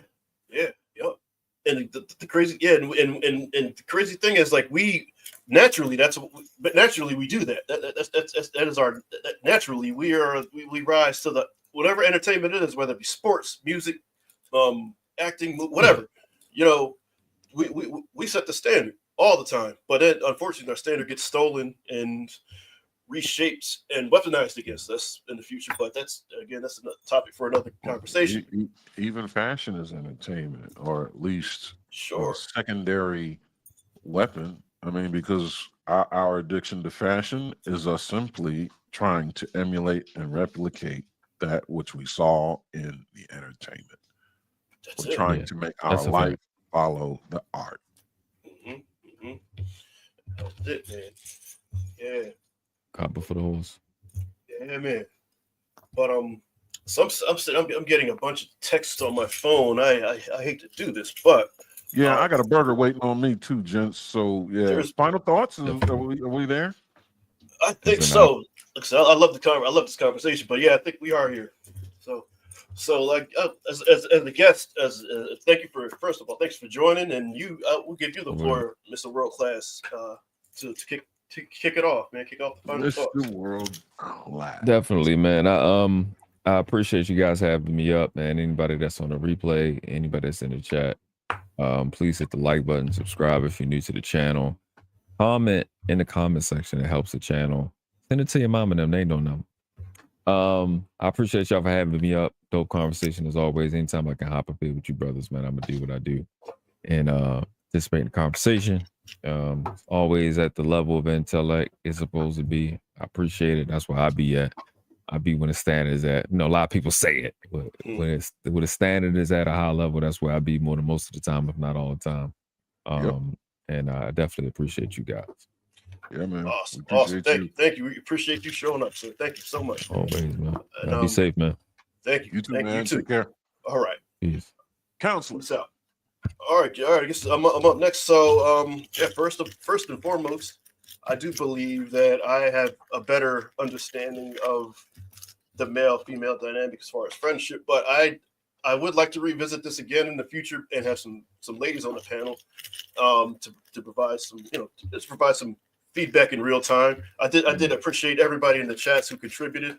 Much love to you guys. Thank you for participating in our conversation and helping us come to a better understanding on this very, very complex and intricate topic that is friends and relationships.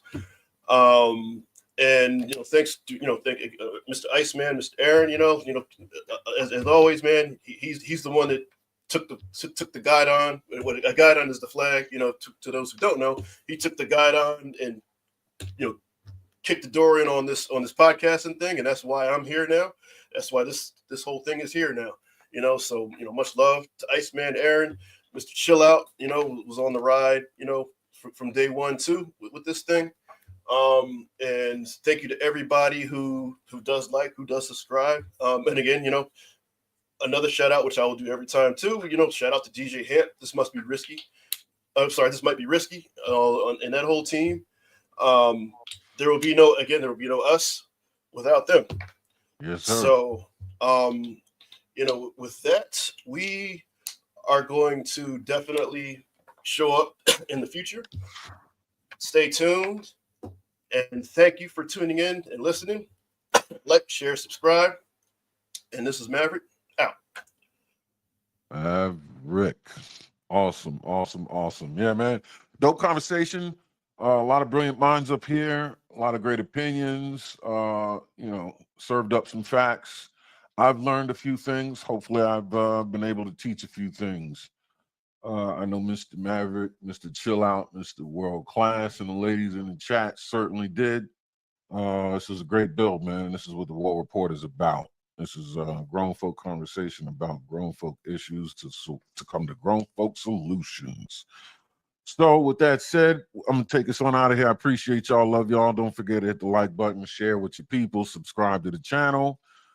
Shout out to DJ Hamp. This might be risky in the crew. Mr. Maverick, thanks again. I love you, bro. I will hit you later. And as always, if you don't go when you want to go, when you do go, you'll find you've already gone. Peace.